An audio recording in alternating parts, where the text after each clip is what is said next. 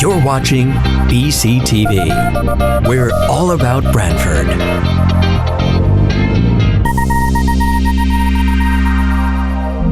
You're watching BCTV, Branford Government Television, a service of Branford Community Television.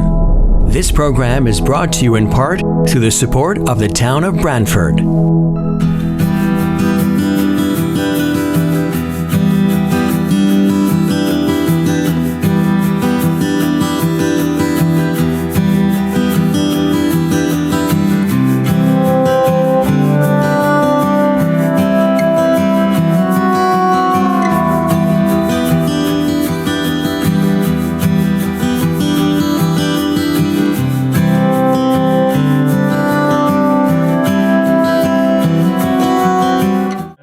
Peter Bassett. I'm chairman of the Branford Inland Wetlands Commission, which I would like to call to order. It is 6:59 on December 10th, Thursday evening. This is a virtual meeting of the Inland Wetlands Commission in accordance with Executive Order 7B. Let's see, all speakers will be required to identify themselves each time they speak with name and appropriate title.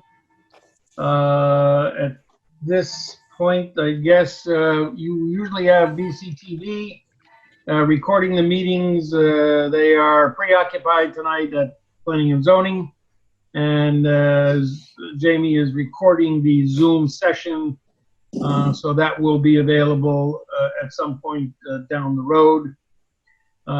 We have sufficient commissioners as a quorum. All commissioners, therefore, tonight are seated and can participate. To the extent that you want to make a comment, please raise your hand using the Zoom raise your hand feature. Abby and Jamie, if you can monitor that so that we don't miss anything, that would be great.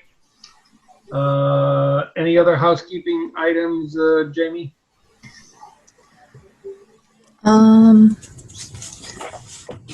Just a quick reminder that to use the raise the hand feature would be through the, I believe, chat or participants window.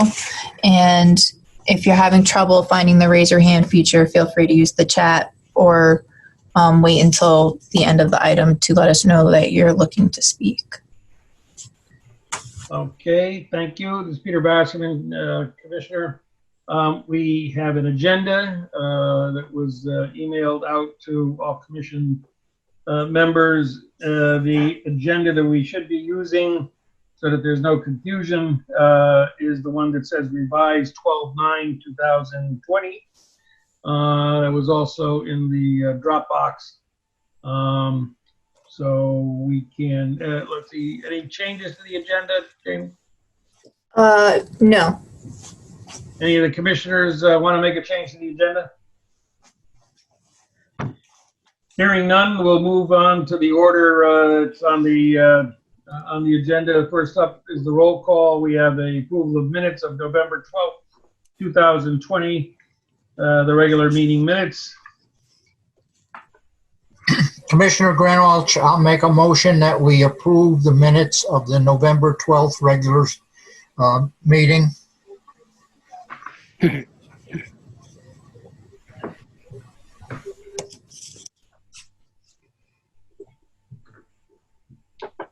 Hopefully there's a second out there. Commissioner Sullivan, I second it.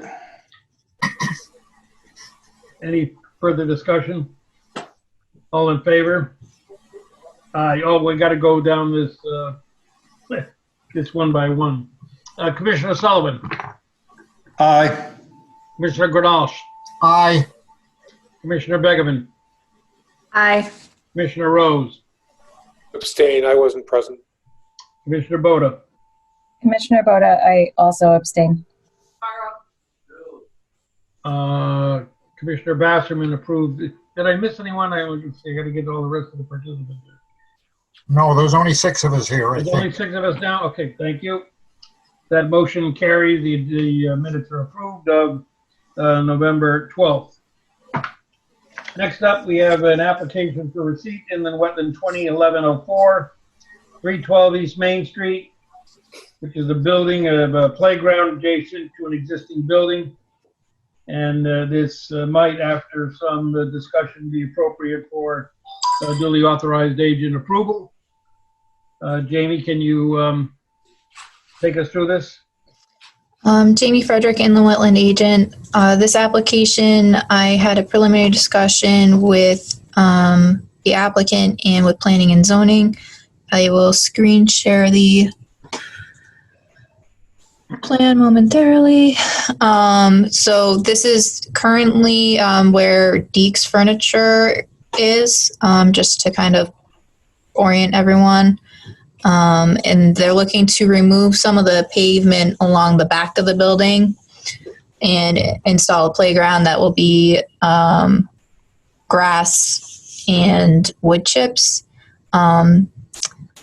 So it seemed pretty straightforward on the surface that they're removing a pervious surface. There's pavement remaining between the proposed activity and the wetland, which is along the property line. My one concern was I went out to the site and I saw that there was some drainage off of the back of the building. And I was wondering what they were going to do with that. And so their solution is to, because currently it drains into the area where the playground is proposed.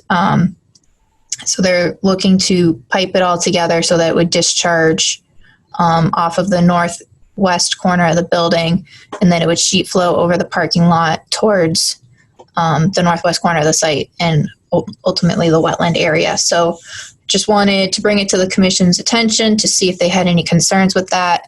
I can pull up pictures from when I went out there showing what the condition is.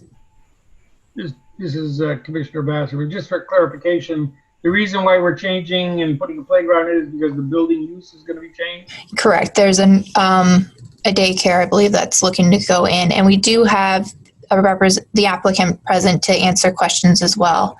So the wetland area is in between this parking lot and the one you can kind of see through the vegetation there, and the low-lying point. And then this is one of the drainage pipes off the rear of the building, and you can kind of see this is along the rear of the building looking towards the wetland in the far distance.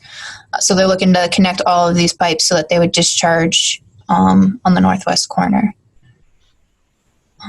And then these are just some additional pictures for the rear extent of the parking lot. The pavement ends before the end of the parking area, and then it's processed material for the rear portion. And again, on the left-hand side of this picture is that northwest corner that the drainage would run to. Commissioner Bassman, do we have any idea of the extent of the now concentrated flow? Jamie Frederick, inland wetland agent. I believe the applicant is present if they would like to answer that question. Yeah, can you hear me? Yep. Yeah, this is Tom Edwards. I'm with Nelson Edwards Architects in Branford.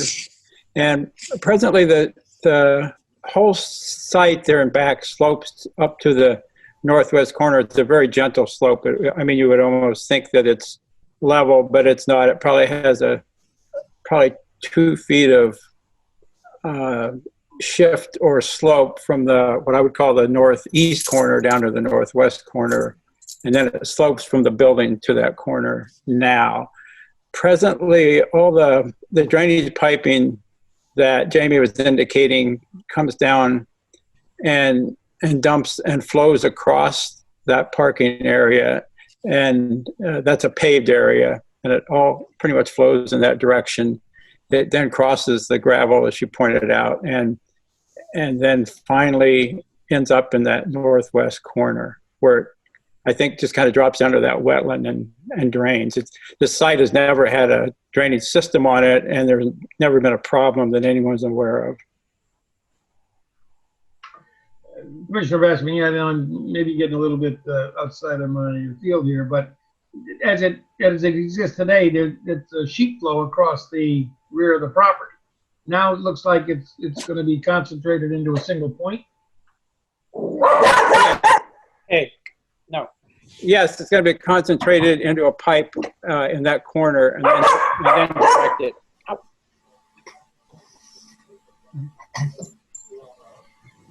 So yeah, rather than flowing across the way it does, it's going to be picked up and then directed from the corner towards the corner.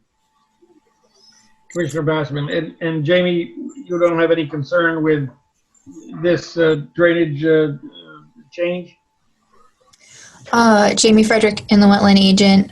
I did ask the engineering department if they had any comments, and they recommended that the applicant look to do some underground storage to provide some sort of treatment for the stormwater underneath the playground area that is proposed, which I did not get to the timing in looking at the plans. I provided that comment to the applicant today. And so I believe they have some comments in response to that. And I do have an email from Al Secondino, who also is representative of the applicant, that I can put on the screen for you to look at as well, with his comments regarding that request. Okay, Commissioner Bassman, why don't we hear from the applicant first? Yeah. One suggestion that I talked to Al about, and he agreed that we could offer this.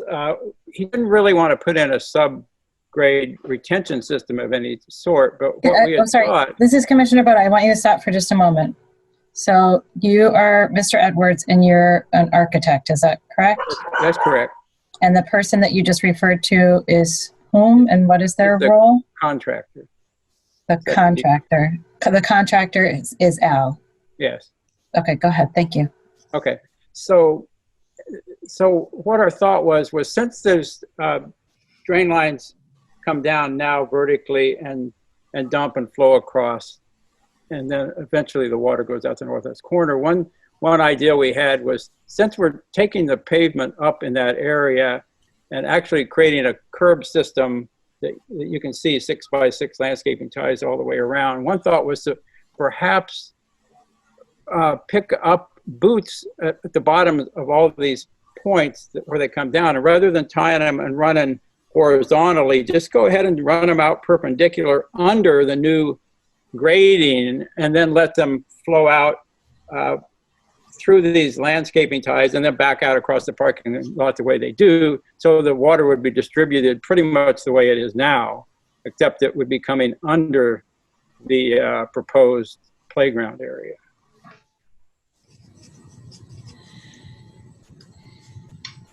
Okay, thank you, Commissioner Basserman. You want to post that letter from Al Secondino on the screen, Jamie?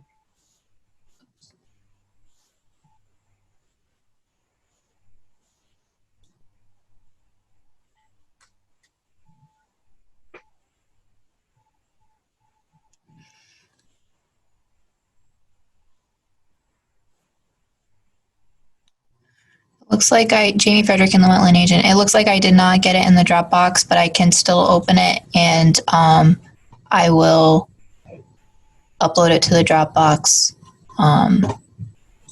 for whoever's interested in looking at it at a later time. Okay. Commissioner Basserman, do any other commissioners have a comment about either the idea of trying to treat this before it gets dumped, and whether the applicant's most recent comment here this evening about a way they could handle the stormwater, is that acceptable, or do we need to go further? So this is Commissioner Boda. Actually, Jimmy, I'm sorry, I know that he asked you to look for the letter, but it may be helpful to still have the plan. I think I'm also would have a concern with increasing the time to concentration, so speeding up the water and discharging it directly into the wetland. This isn't a volume issue, but it is a time of concentration issue, and I would not want to increase that for no reason, and without any form of mitigation. Regarding the idea of putting it in ground, I think that it would just, before we could determine if that's a good plan, we would need to see that fully sketched out with whatever the underground work would be. And I didn't really get a clear sense of whether you're talking about piping it or if you were talking about putting some crushed stone underneath. So this is Commissioner Rose. So they discussed amongst themselves, which he related to us, that they are offering to extend those outlets that come out of the back wall of the building to basically straight out from each of those outlets to the perimeter of this new playground area, so that it would essentially dump out onto the parking lot in the same distribution that it does now. So I feel the same way that I think is indicated by Commissioner Basserman's comments as well as yours, Commissioner Boda. Dumping the roof water out the back wall of the building is something that was done a long, long time ago and not something we would approve anymore. The safety issue alone of all of that sheet flow, whether it's concentrated or not, across the parking lot, arguably is outside our jurisdiction, but it's an issue. Whether it's concentrated or it isn't concentrated, all the same water is going to flow off the property the way it always has.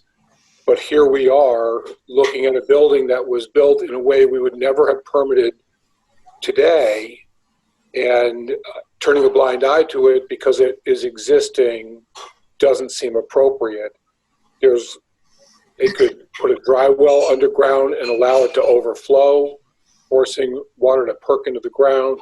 They could do infiltrators, which is a more expensive approach. There's lots of things they could do, but it seems to me we would never approve what they have, and we wouldn't approve it in a different form either. So I think we're sort of left wanting for something that's a more current approach to this. Commissioner Grenwalch, normally speaking, if this was going to be a new construction, you would have to put 1 inch of water into the ground in a galley system of some sort for either percolation or storage.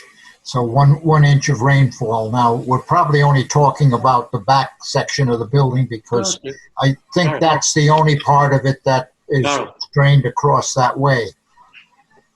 But that is probably where the town engineer is coming from when he's talking about galleys. This is Commissioner Basserman. Regardless, I guess, of this evening, we need a plan, as Commissioner Boda articulated. We need a plan to see what is actually going to happen, how deep these pipes are. There should be some calculation, it seems to me, in terms of the water flow. Commissioner Boda raised an issue regarding the concentration and time associated with that water flow. I mean, we need some additional material, I think, before we can proceed on this basis. And given all that, I would say at this point in time, it's not ready for agent approval. Yeah, Commissioner Grenwalch, I agree. I don't think this is agent approval tonight. And I would like to see that any plan that they come up with to handle the drainage does kind of meet the approval of the town engineer. I mean, he's supposed to be our, expert in that area.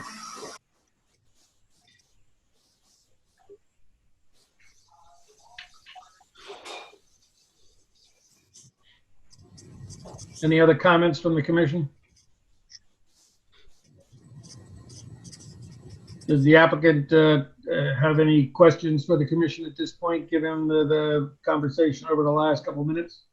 Well, it sounds like what you're looking for is for us to actually describe the method we're talking about and then have it reviewed with the town engineer. If the town engineer agrees that that might be an acceptable method to take the water to the back, we'll try to pursue that. If the town engineer is going to require a gallery system or some kind of filtration system underground, then we'll have to deal with that. But it sounds like you are not going to act on it tonight, and you're going to have to wait till we propose it in that, that on the drawing, I guess. Is that true? This Commissioner Bassman, I'd say that's a pretty good representation of the discussion this evening. Yeah. Okay. And this is Commissioner Boda, and I'm going to offer you some unsolicited consideration, which is that if you're going to, if this is the first of multiple steps, that that it's possible that your client within the next year or two is going to want to do additional things. I would suggest that you start to take that into consideration with the water, because if you're going to have to do some kind of underground system, of course it would be easier to and make more sense to do it once. And it's helpful in terms of planning and reviewing applications if we know that there will be a second component to it, so that whether that's the town staff or the town engineer, can offer you better recommendations and what we're going to be looking for, so that if you do have to come back a second time, you're not having to retrofit your first job, whatever that happens to end up being. Yes. This is Commissioner Basserman. Commissioner Boda, you mentioned a term, I think it was a concentration time of the water. Can you say a little bit more about that? It's a kind of a learning experience. Sure. So when we are considering these applications and the impact, this is water into a wetland. So there are a few considerations when we think about that. And so one is the sheer volume of water, and if there's an increase. Based on this conversation, we're not looking at an increase in the total volume of water entering the wetland. Another consideration is the quality of the water, and if the quality of the water is going to be impacted, then we would want that to be mitigated. Again, not a particular issue in this case. But the third one, and one that's often forgotten about, is how quickly the water moves from where it lands to the wetland. And if you can picture a graph with a curve, like a nice bell curve, we want to really reduce the highest point. The highest point is the moment when the water is at its highest point of contact, the most water, and we want to make sure that that wetland is not getting dumped with water all at once, which is why we have the requirement for capturing the first inch. So we want to reduce a moment where the wetland is getting hit with a lot of water, and when we see that the consequences of that in a stream or any other kind of water body is a lot of undercutting, and that leads to erosion and eventually instability. So that's why being aware of increased speed of the water traveling and concentration is an important consideration for the commission. Thank you. Anything else on inland wetland 2011-04? Okay. Next up, inland wetland 2012-01, 8 Sawmill Road. Peter. Yes. Sorry. Jamie Frederick in the wetland agent. We have somebody with a raised hand. I think they're for the next application, but I just want to confirm. Yeah, no, that was me, Jamie. Okay. Chuck Mandel. I thought you were going to get it. I just wanted to preempt you before you got into the second one, though. Okay. I mean, you could, announce it, and I'll have something to say. Okay. Okay. Inland wetland 2012-01, 8 Sawmill Road, construction of a single-family home.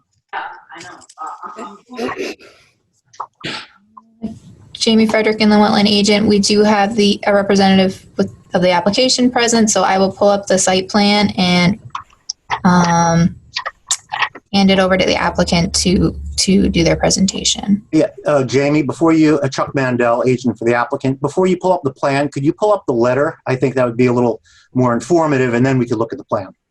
Jamie Frederick, and the wetland agent, I can do that. Thank you.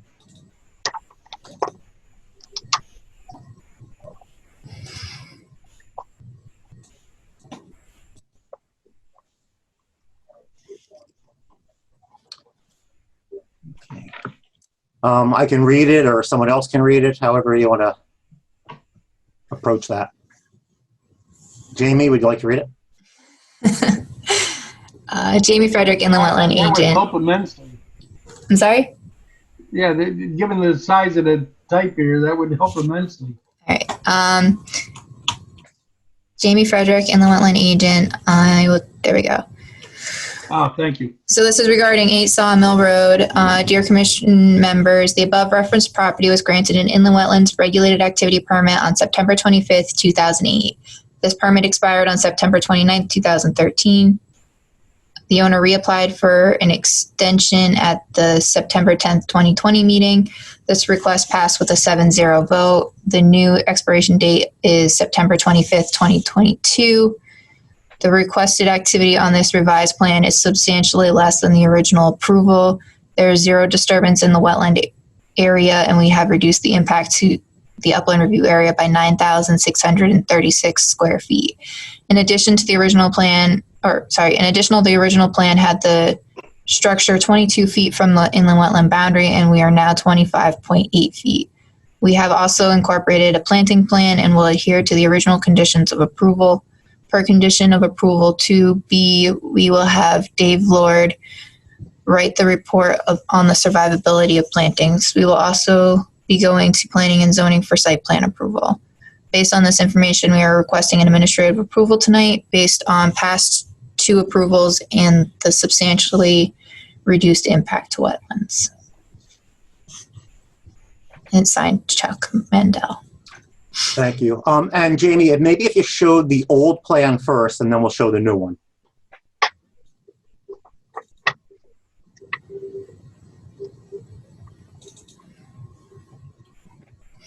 So the first page is just the existing conditions from the old application. So this is the proposed site plan.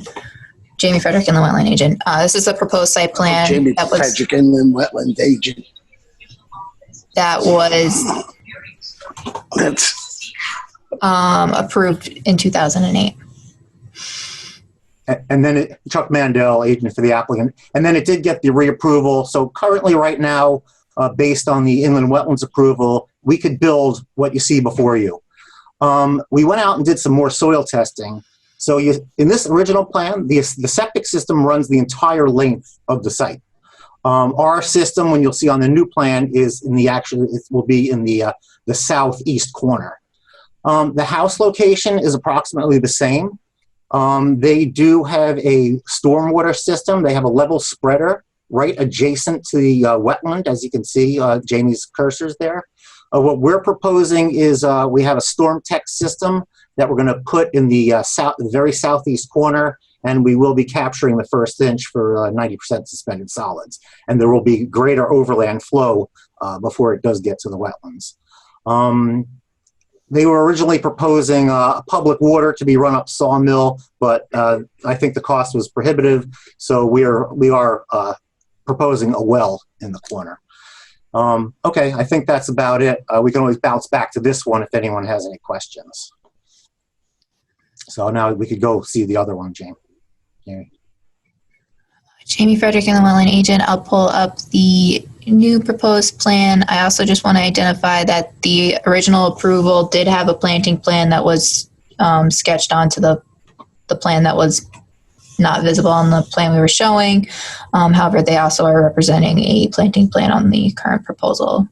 Okay, just so you get Chuck Mandel, agent for the applicant, just so you have a sense of things, this is a 10 scale plan before you. But Jamie, if you scroll down to the lower right-hand corner of the plan, we do have the location map, which would show the soil testing and the area of activity. So you can see the difference what we're proposing as opposed to the original plan. It's about half the disturbance of the upland area right there. You can see the bouncing back to the 10 scale plan, you can see the storm tech system to the bottom right in blue. And we will be having the same erosion control measures as the original plan. There was mention of a deed restriction, which we are perfectly willing to put into the record. You can, Jamie, if you look at the note next to the silt fence up there, it's yeah, right in there. If you could zoom in a little bit, please.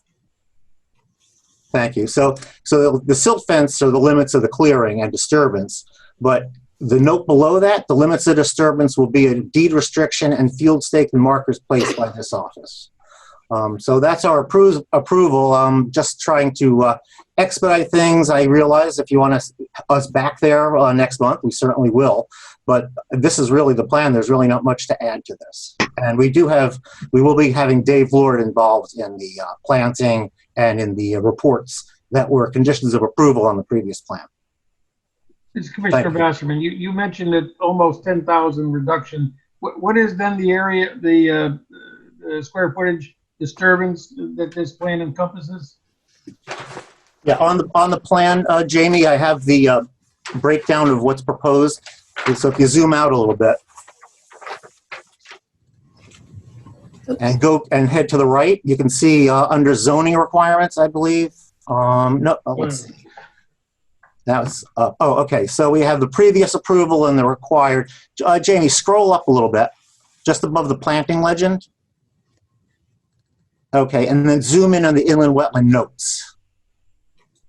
Okay, so there we did a side-by-side description of what the, so the new upland review is 9,164, and the upland review disturbed on the old plan was 18,800. Okay, so we still got 9,000, therefore. Right, but I could do the 18,000 today if I wanted to, since it's already approved. Understand. This is Commissioner Basserman. Jamie, are there limits to what agent approval can deal with in terms of wetland disturbance? So, Jamie Frederick, inland wetland agent, I can pull up the regulation section from regulations that outlines.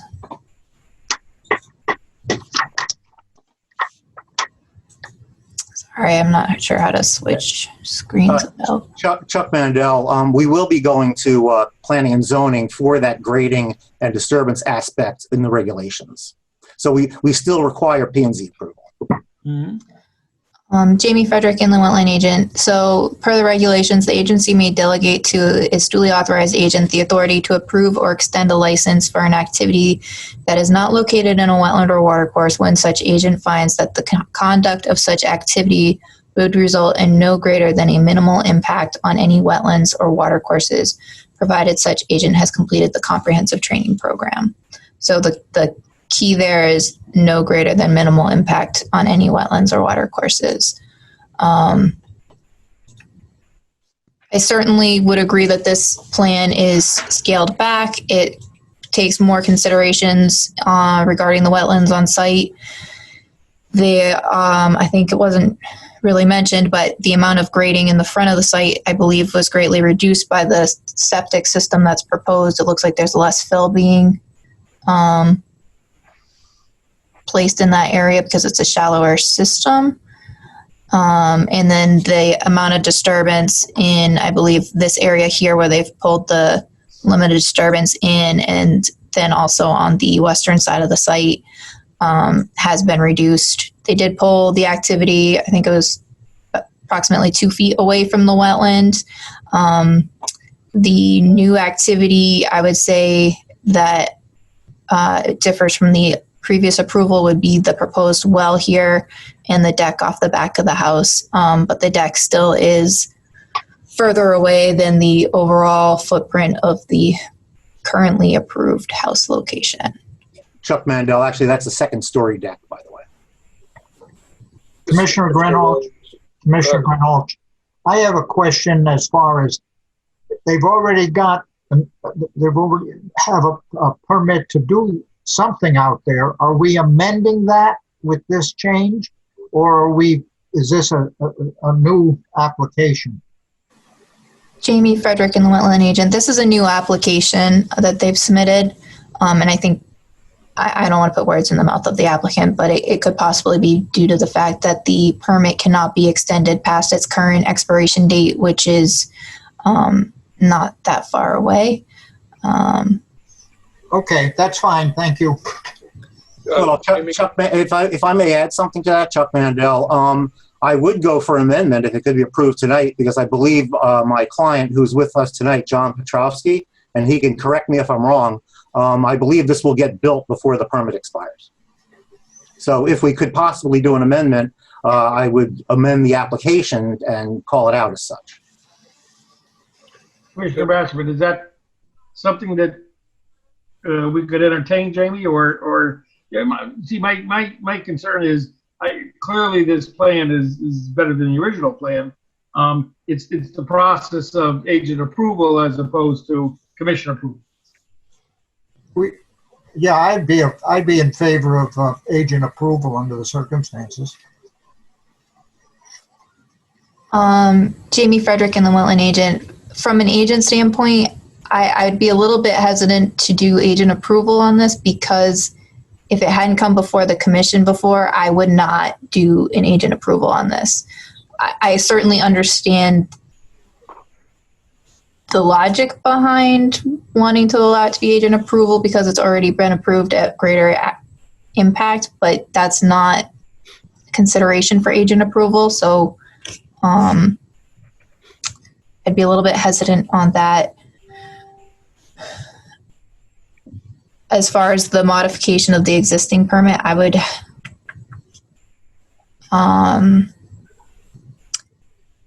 I'd be hesitant to jump to say that that's something that we should be considering at this moment without processing that a little bit. Well, Chuck Mandel, it's almost an identical plan, Jamie. The house is exactly in the same location, and the only thing we did actually was shrink the system size. So I do believe this is, to me, I'm a commission member, wetlands commissioner in my town.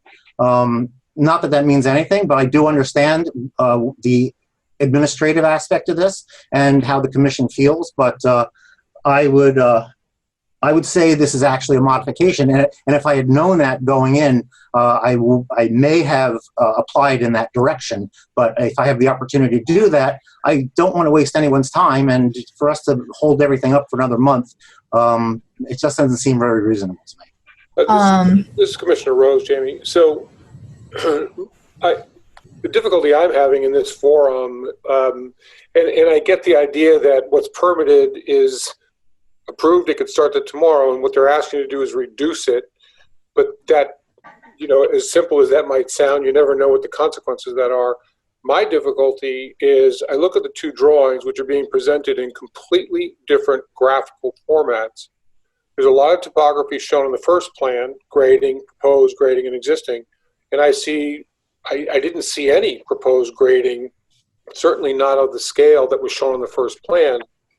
So feeling like I'm looking at apples versus oranges instead of being able to understand a direct overlay between what is approved and what they're asking.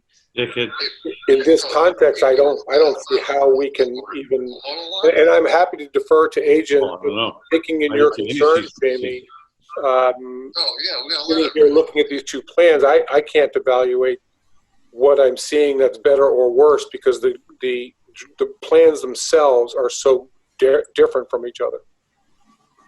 Well, Chuck Mandel, that's exactly my point. They are different because ours is so much, a lot less in the grading area. But if the commission will decide, and I'll defer to the agency, of course.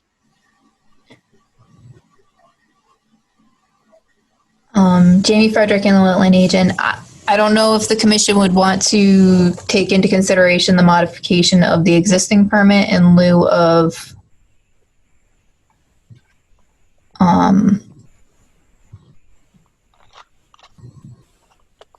of the new application. I suppose that's something that you could consider if you wanted to. I think as part of that process, you might want to also look at the permit conditions, though, and see if as part of looking at this plan, you would want to modify those conditions at all. And I'm not sure that's something you would want to do at this meeting, but Commissioner Basserman, but Commissioner Rose brings up a entirely different point. He's saying that regardless of, let's see if I get this correctly, Commissioner Rose, regardless of whether it's a modification or a new application, the ability to be able to decipher the differences between the two are not apparent. Jamie Frederick, Inland Wetland Agent. Noted. I will just comment. I'm not trying to sway anyone's opinion one way or the other, but I will comment that, as I was kind of saying previously, there's a new septic system that they are looking to utilize, and I think it's a shallower septic, so there is less grading proposed. Jamie, this in is the Chris front. Rose. Can you put the new plan up on the screen? This is Jamie Frederick and the Wetland Agent. This is the current proposed plan that, oh wait, am I not sharing? That's Right, funny, because you what got I your- see is section 12, action by duly authorized agent, is what's on my Oh, screen. I'm sorry.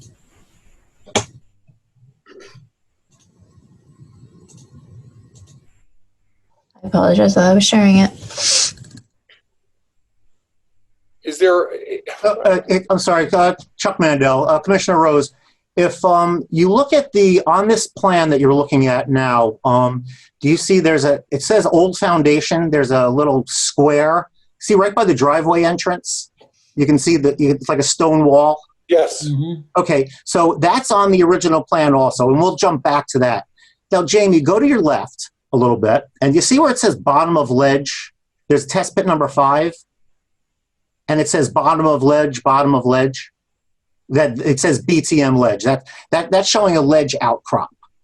So with that in mind, when you go back to the other plan, Commissioner Rose, if you look at that old foundation, can and we where it switch says- back to the other Yep, plan? let's go back there. Just keep that in mind when you look at the next plan.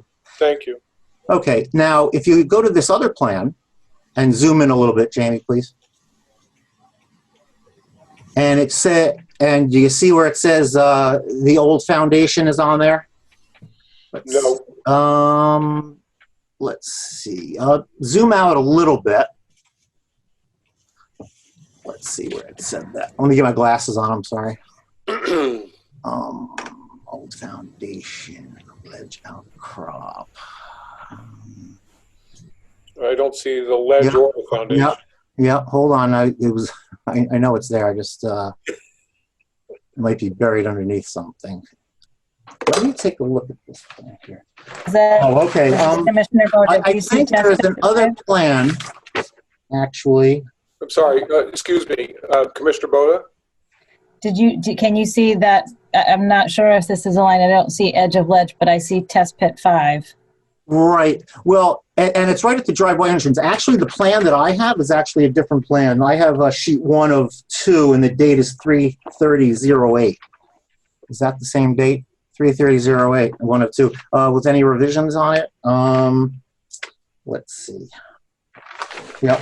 Oh, I have the same plan. In any event, it does say test pit 5. And if you realize test pit 5, you see how much further to the west all that grading goes, and all those dark lines that you see are very tight together next to the hay bales. That's all proposed grading. The light lines are the existing grading, and the dark lines are proposed grading. So that's right up against the silt fence. And if you look at the property line, you can see the bearing. It says 1543-24 at the bottom corner there, and then you go all the way to the left-hand side along the road. It says Mon found. It says monument found, which runs the left. So speaking for myself, I'm clear on, we have a proposed highest elevation at the street at 39. Yep. And we are pitching back to 37 and then dropping precipitously to the silt fence line. Correct. Now let's go back. Now take us to the new plan. Yes, and, exactly. And show us the same thing. Okay. So you can see our grading.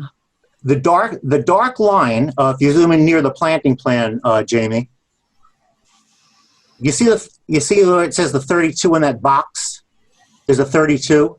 Yes. That's all the grading we're proposing. That's the only, everything else is going to be just the cover for the, that's where the light dashed line is a 32. So we're going to match up the 32-foot contour, and that's the only area that we're filling. For the so you have a ledge outcropping boundary on the lower portion of the screen. Are you blasting into that rock to create the depression for the septic system? No, absolutely no. You're not allowed to blast for septics. That you have to have at least 2 feet of naturally occurring soil for septic. And when we did the test pits, we were actually able to get deeper in this area than the original septic. Jamie, if you scroll over to the left, if you see the cross section of the septic system, the blue box is what's going into the ground, and that dashed line. So all we're proposing is that upper corner of the septic system is going to be out of the ground, and that's where we bring in the fill to cover the septic. And that's all we're proposing for the grading. So a sense of scale, the old plan, they went from property line to property line. We're about halfway. They had almost, they had 18,000 square feet of disturbance. We have about 9,000 square feet. We've cut the disturbed area in half to get a sense of scale. Believe me, I can certainly do this at 20 scale, but 10 scale for this plan made a lot more sense. It's a lot more legible. This 20 scale plan, you can't really read. On the section we're looking at, where it says existing grade roughly at 38, that's the street side, correct? Yes, absolutely. So on the original design, you were starting your grading at 38. You were filling to 37 as you get to the septic system, and then on the back side of the septic system, you were dropping off precipitously to 30, I think it was. Right, just all that is gone. Correct. Interesting. No, and for FYI, that was not our plan. That was done by another company. We've taken this other company's plan and did the revision. We went out, did the field topography, did test pits with East Shore, and but we're before them right now. But there was suitable soil for septic.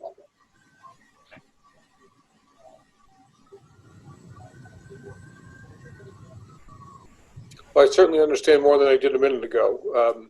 And the original plan also had their stormwater system was right adjacent to the wetlands. They're showing level spreaders in the corner, which is fine. I mean, it's perfectly acceptable, but they should have been moved away. There's no overland flow from their level spreaders once you remove the erosion control measures, the hay bales and the silt fence. Ours is actually in the southeast corner, and then there's going to be plenty of overland flow before it gets there. Plus, we're treating the first flush, the first inch. Commissioner Basserman, so with that level of understanding, we still go back to whether the regulations that we have allow for agent approval, where it doesn't talk about modifications or whatever. It talks about minimal disturbance. This is Commissioner Boda. I kind of go back to, I'm not really sure why this is a new application instead of a modification. It doesn't make sense because we have gotten modifications before on individual site plans, and those have often gone to agent approval. And so I think if there is clarity around it and there is less disturbance and it were a modification, that standard past practice has been for it to go to agent approval. And in the instance where something doesn't line up, then it comes back for full commission review, which has been infrequent. But I think that first, I don't understand why this is an application for receipt. And maybe that was a mistake. Jamie Frederick and the wetland agent, we received an application, and I did not ask the applicant why they submitted an application rather than request a modification. Well, I mean, it's originally quite old, right? Yes, and the permit Forever ago. expires in 2022. And it does have a 5-year monitoring requirement. So I figured, they probably submitted the new application because they have to go through the permitting process. I don't know how much time they need to do their project, and that there was I did make an assumption that they intended to submit a new application rather than a modification because they did submit an application. Well, I mean, to be fair, we did go with staff recommendations. We wouldn't, believe me, if we could have done a modification, we absolutely would have. It would have been silly to do a full-blown application. Commissioner Bassett, can we rewind this and push this through as a modification at this point? Jamie Frederick and the Wetland Agent, I think if that's how the commission thinks this should proceed, then that's something that we could look at doing. So this is Commissioner Boda.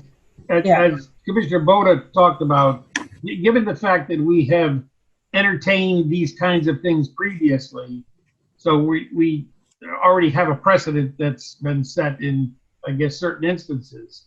And this is an improvement over an original plan. And there's a deadline for time that if we could do this more quickly than not, we would help ourselves. It seems to me that a modification is the appropriate way to go here. Jamie Frederick and the Wetland Agent, I think that is a way the commission can go forward. I think because it is before the commission and there is some modification extending the activity in the northern corner where the deck and the proposed well is, that it would be appropriate for the commission to review and determine whether this modification is acceptable and whether or not there's any modifications to the permit conditions as they stand. And if you want, I can pull up the permit from 2008 for you to look at. Commissioner Bassett, I think that's a good next step.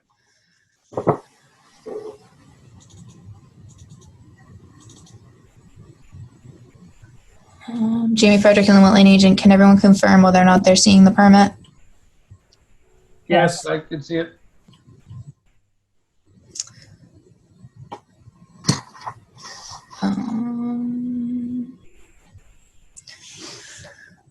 So the permit was originally approved September 25th, 2008. Per state statute, a permit cannot be valid for longer than 14 years. So the expiration date would be September 25th, 2022.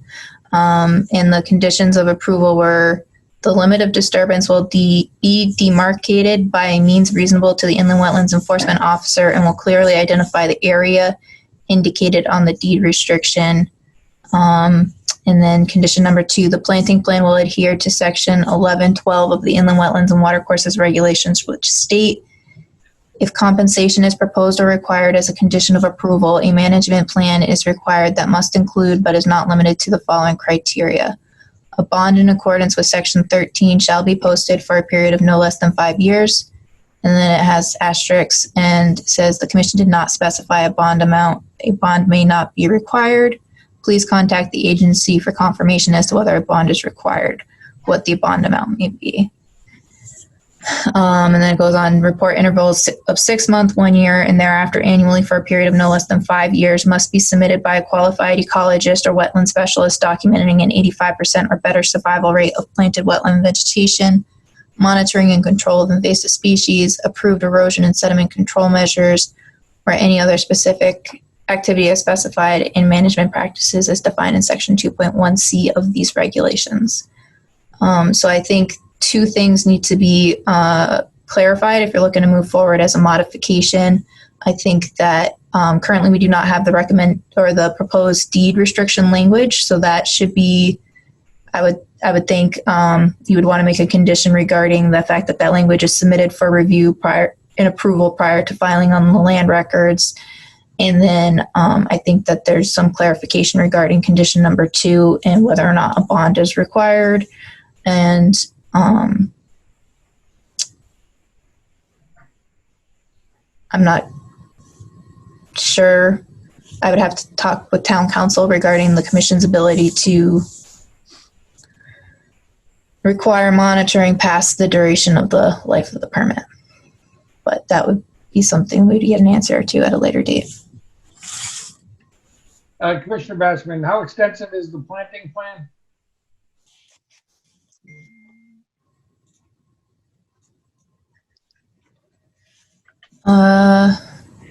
Jamie Frederick, and the wetland agent, the quantities are not specified in the planting table. However, looks like there are 1, 2, 3, 4, 5, 6, 7, 8, 9, 10, 11, 12, 13 plantings proposed.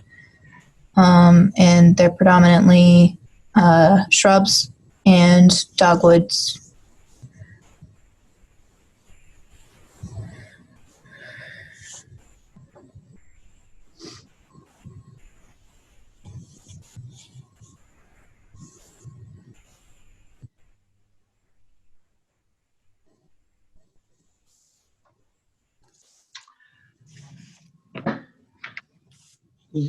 For Commissioner Bassman, for a planting of some, say, 14 shrubs, etc., what would be our typical bond amount for something like that?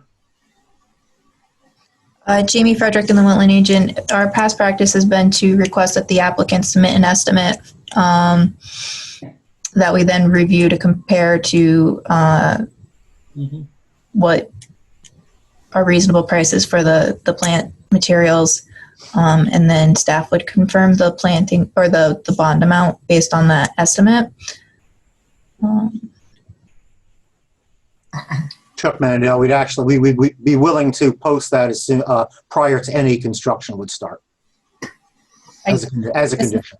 This is Commissioner Boda. I do have one sticky question, and maybe the answer is simple, but I don't know the answer. And I'm wondering, by what mechanism can we turn this application into a modification of an existing permit at this? Like, how what's the mechanism for doing that? Because Jamie Frederick, inland wetland agent, I think maybe the way to do it would be to add modification of IW number 08 905 to the agenda. Unfortunately, we don't have a very clear modification request process. Usually we receive a written request and then we schedule it on the agenda. We don't have an application fee. We don't have a specific application form for modification. So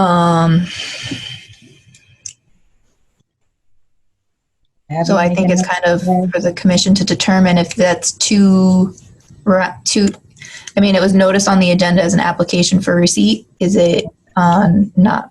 Well, is that a problem with the noticing? Chuck Mandel, my letter did ask for administrative approval at the bottom of that letter. So you do have a written request for that. But this is Commissioner, but that request is for an administrative approval of an application, correct? An existing application, modification, yes. Well, so you know, as you know, if you are a sitting commissioner on another commission, you know that language is very important because these are legal matters, and you know we are solidifying this, right? So that does matter. Just Abby, as a side note, can you capture a note that we need to consider how we might incorporate this in our regs? In the Wetland Associate Abby. Yes, I can make a note of that. Thank you. Thank you.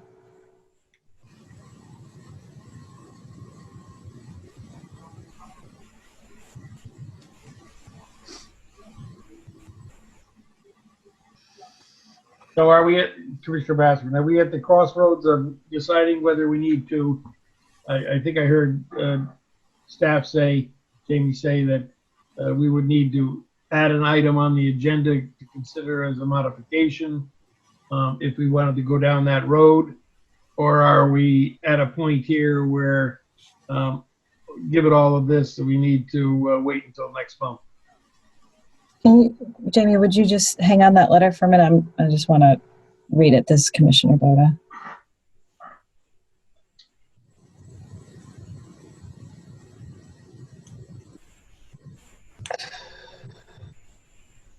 Commissioner Grenolch, in as much as they've already got a permit that they could actually do some work on here, I think it's only fair to them that we make a decision tonight and either handle it by administrative approval or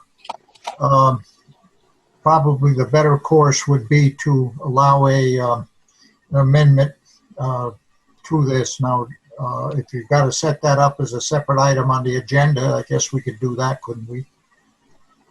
So, because Commissioner Boda, Commissioner Grenache, I can appreciate the desire. I think that from a technical standpoint, this is a weird scenario because the item on the agenda was not for a revision to an existing permit. So we as a commission, I don't know that we have the authority to take a request for application and turn it into a request for modification within our own power. Like, that's a weird thing for a commission to do. Typically, we would have an application or a modification. We have information presented to us, and then we make a judgment based on that. What is being asked is that we take what was presented to us and turn it into something else, and then make a decision on that. So I think that the first, like the action itself, I'm more comfortable with than what is the mechanism by which we have the authority to do something like that? Because I don't know what that is. And if somebody can find it, and I'm right now looking at the state guidelines. So if somebody else wants to look, then that would be lovely. So this is Commissioner Rose.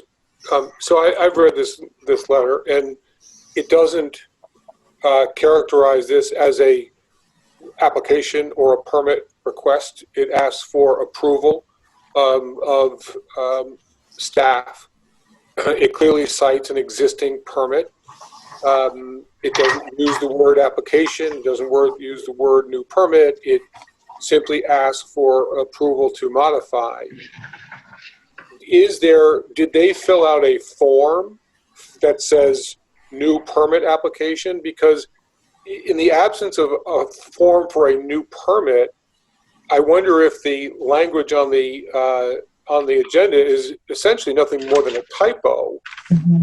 And are we literally obligated to punish an applicant because of a typo when the underlying documents clearly indicate an existing permit, a request to modify it, and a request to seek administrative approval without an accompanying application for a brand new permit? Jamie, there is an application for a permit filed on December 4th. Okay. Jamie Frederick and the Wetland agent. There was an application filed. However, I did also note, looking at this letter again, it makes reference to the original permit, IW 08-09.05, and it does not reference the new permit that was made. I don't know That's good or bad. if you wanted to. So there was a new application. There is an application for receipt tonight. The commission can vote to add items to their regularly scheduled meeting. So I guess the question on the table would be, would it be appropriate for the commission to look at this letter and consider it as a request to modify an existing permit, particularly based on discussion with the applicant, and add that as an item on the agenda?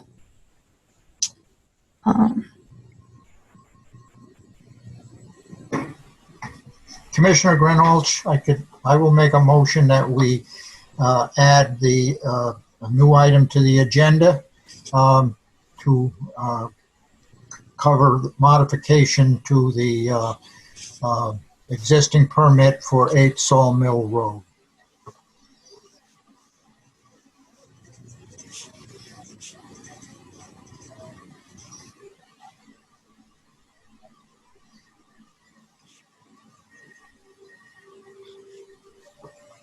Commissioner Begemon, second.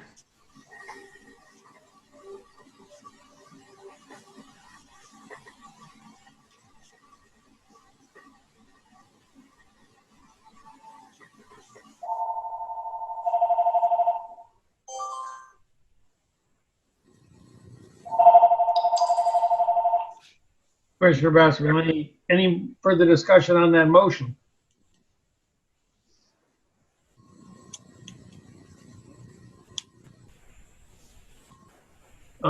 Jamie Frederick and the wetland agent, maybe where on the agenda do you guys want to immediately following? Sure. I think it's important to take a vote on this one. Commissioner Begeman, Commissioner Begeman, aye. Commissioner Grinalsh, Aye. Commissioner Boda, Abstain, I'm sorry, I missed the motion. can Jamie or Commissioner Basserman, can Jamie read that back or Abby read that back? Sorry, Inland Wetland Associate Abby York, can we interrupt the vote? Is that, Jamie? Is that okay? There's, yes. I think it's important that Commissioner Grinalsh made a motion to add a new item to the agenda to cover the modification of the existing permit for 8 Sawmill Road, and Commissioner Begeman seconded the motion. Okay, Commissioner Boda, aye. Commissioner Sullivan, Commissioner Sullivan, aye. Commissioner Basserman, aye. Commissioner Rose. Aye. I think that's everybody. Now that that item's been added to the agenda, we have a modification now instead of a application. We had 2 items that Jamie referenced in the letter. One was, I think, the issue of the bond. And what was the second one, Jamie? Deed restriction. Oh, yeah, the deed restriction. Deed restriction language. Commissioner Grinalsh, I'll make a motion that we approve as a modification of the, what's the address? 8 Sawmill. 8 Sawmill Road of the existing permit by modifying it and the drawing prepared by Thomas A. Stevens and Associates, dated 2020, that we have seen up on the screen here. And that we require a bond for the landscaping, which can be set by the our administrator, by Jamie, as when the landscape estimate is presented to her. And what was that you wanted on the deed restriction? That I don't have the language in front of me, so I can't. Can we see the old approval on the screen? Jamie. Yeah, that's it. Thank you.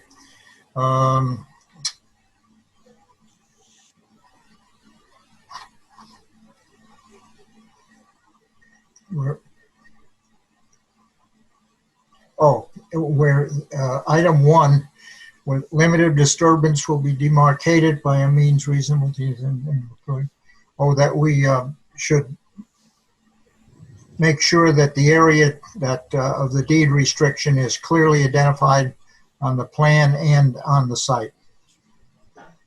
That's a condition of approval.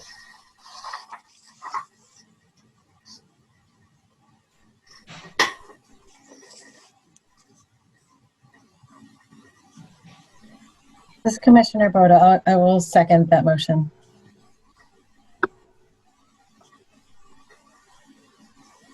Commissioner Basserman, anyone else?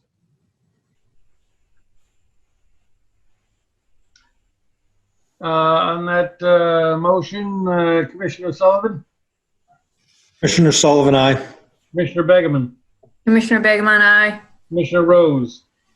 Commissioner Rose, aye. Commissioner Boda? Commissioner Boda, aye. Commissioner Grinalsh? Commissioner Grinalsh, aye. Commissioner Basserman, aye.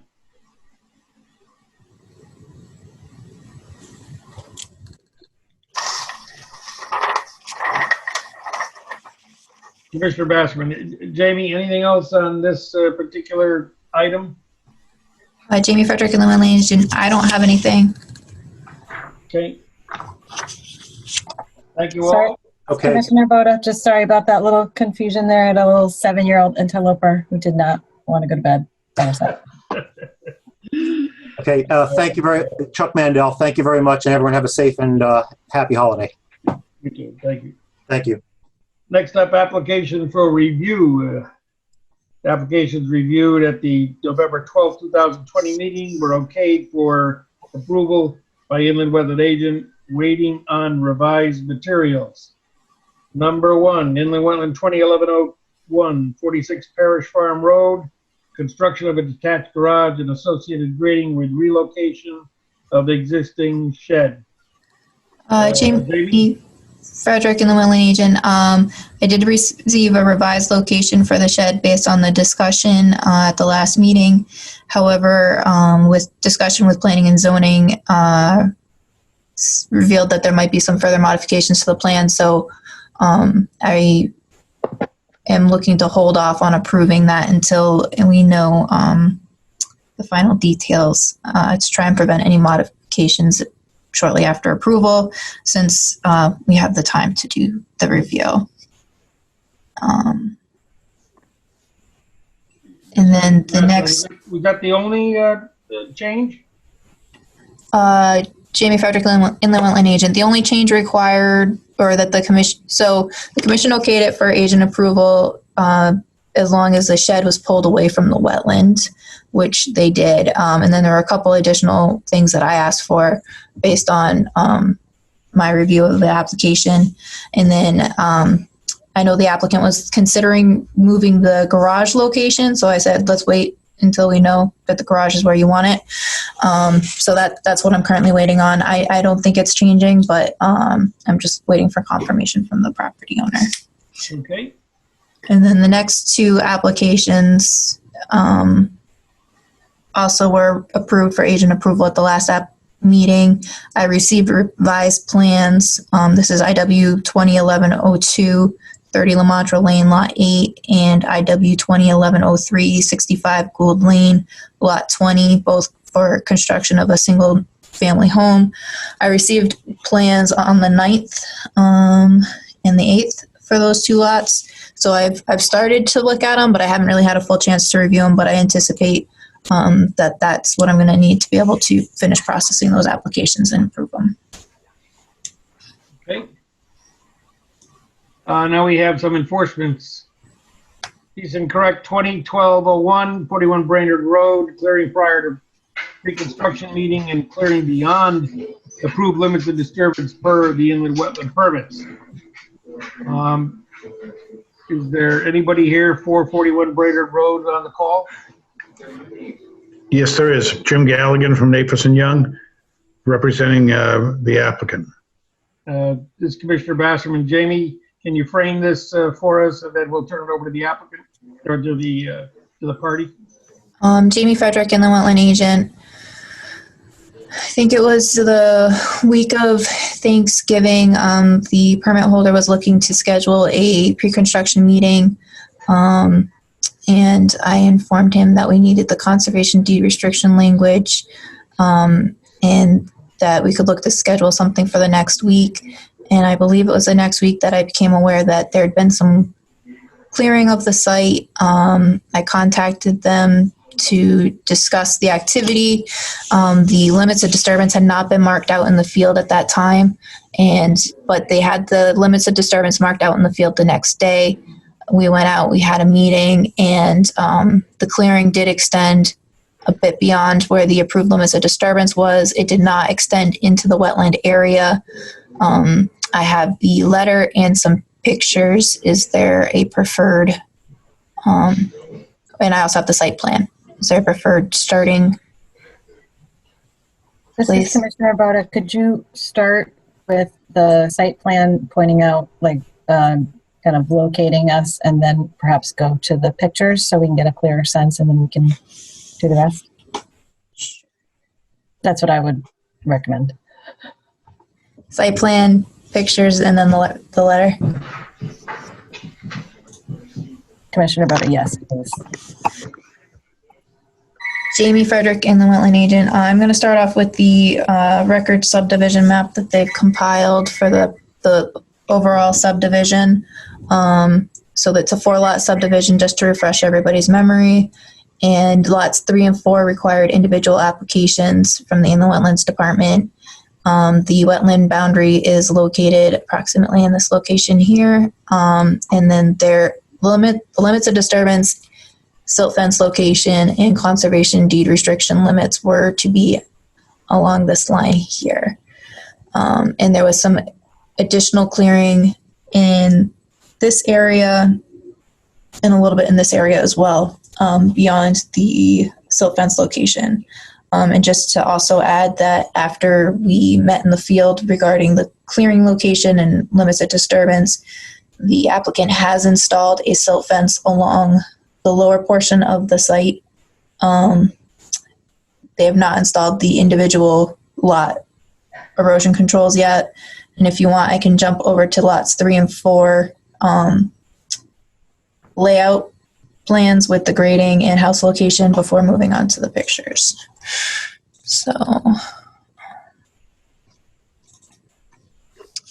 this is lot 4, the lot that's closest to the lot that has the wetlands.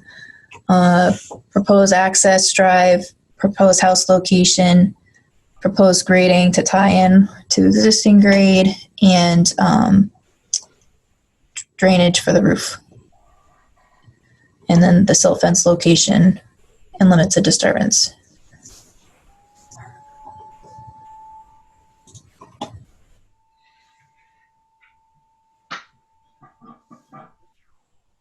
And lot 3 is same pretty much with the entrance, proposed house, proposed grading, proposed roof drainage, and then along the back was a proposed limited disturbance. And I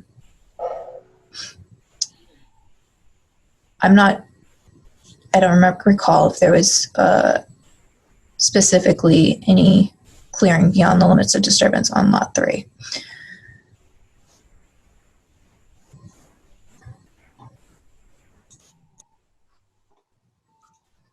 Jamie, Jim Gallagher, Naples and Young, if I could we switch back to lot 4?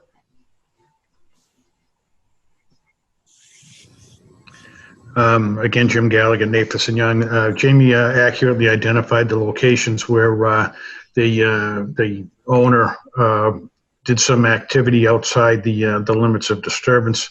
It was solely to remove trash and rubbish that had been deposited by others.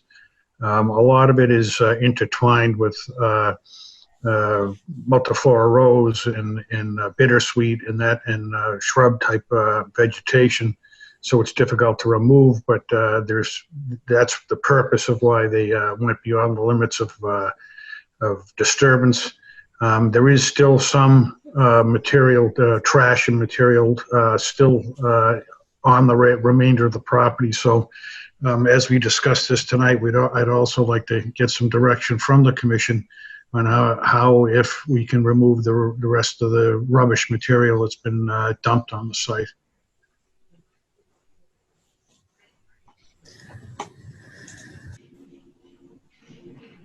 Commissioner Basserman, was the removal of that trash identified and discussed in the original permit discussion? No, sir. It wasn't visible at that time. Like I say, it's all entwined heavily with multiflora rose and bittersweet shrubs and vegetation. It didn't become evident until the areas. I'm sorry. Go ahead, Mr. Rose. I'm sorry. I didn't mean to interrupt you. No, I was just saying that it didn't become evident until they had started to do some of the clearing on the site. Jamie Frederick and photos. Do you have photographs of what we're talking about in this corner? Jamie Frederick and the Wetland Agent. So this is at the bottom of the site, down kind of by the wetland, looking up at the clearing. This is the back of lot 4 and lot 3. You can see the silt fence that's been installed.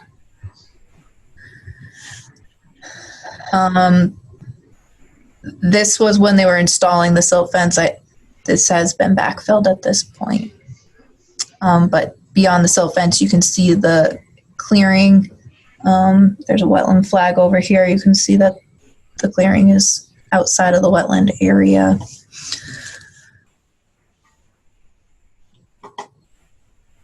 This is again looking at the back of Lot 4, opposite of where you would access the property. So it was already an existing lawn area beyond the limits of disturbance. And then this is Lot 3.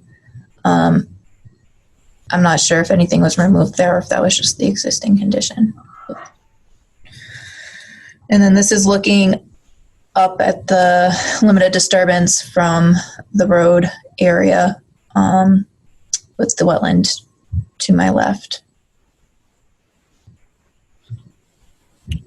So is this the area where there was, is the prior picture, can you point to any areas in there that have debris and garbage that needs to be cleaned out? Where her pointer is now is the area where they cleared it out. The area off to the left, you can see where you've got all those briars and stuff. There's material mixed in there, items, I call it items, mixed in there, gas grill, tank for a gas grill, those types of things have been dumped on the site. And can those be removed by hand without having to cut down and whack all the vegetation? I think that some of them can, but I'm not sure that all of it could, because again, you can't see all of it. As you can see from that picture there, if you imagine what it was like when there was vegetation on the brush, you couldn't see anything. This is Commissioner Bassman. Jamie, do you have a recommendation regarding satisfaction of the cease and correct order, and then addressing the additional question of removal of trash and garbage outside the approved area? Jamie Frederick and the wetland agent. I've discussed with the property owners that they could remove trash that they could do by hand without removing vegetation. I said anything else would need to come to the commission for review. Also in my cease and correct order, they were directed to cease any additional vegetation removal or other site work aside from the installation of erosion controls. Correct, install the erosion controls per the approved plans of permits IW 200806, IW 200807, and IW 200201, with that being lots, I believe, 3 and 4, and then the subdivision. Contact duly authorization when install is complete. The silt fence has been installed along the lower limits of Lot 4, but it has not been installed in the other locations. And I believe Abby went out to the site today and noticed that part of the silt fence down by the street was maybe in need of a little repair. So, and I've not told the applicant that yet, or the permit holder that yet, because she did not make it out there until this afternoon.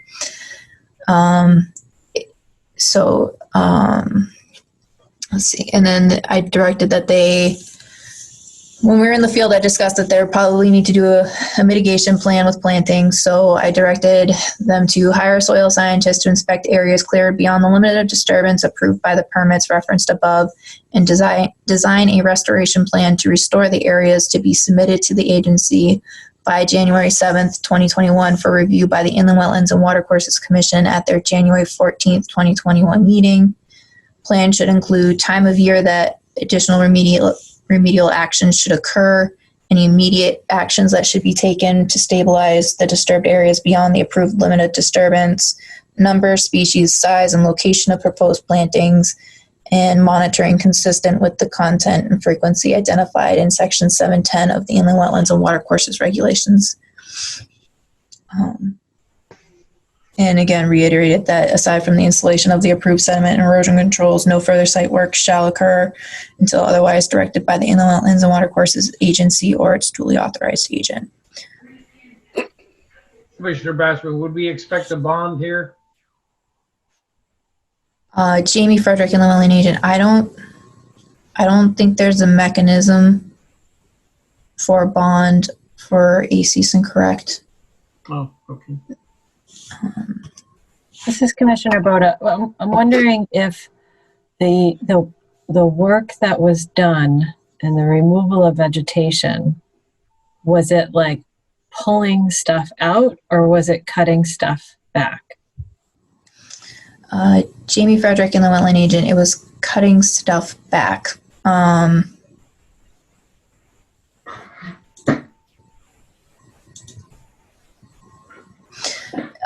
And part of the reason why I didn't require erosion controls at the lower limit of that disturbance is because the ground does appear to be stable, and I didn't want to create an additional ground disturbance with the installation of a silt fence if it wasn't needed. This is Commissioner Bowe. That's what I was sort of wondering about, is like the stability of the soil in place. And I'm wondering, and even though this was a recent application, I don't remember, if there was any planting plan that went with this application near Lot 4. Jamie Frederick and the Wetland Agent, there was no planting plan. Okay.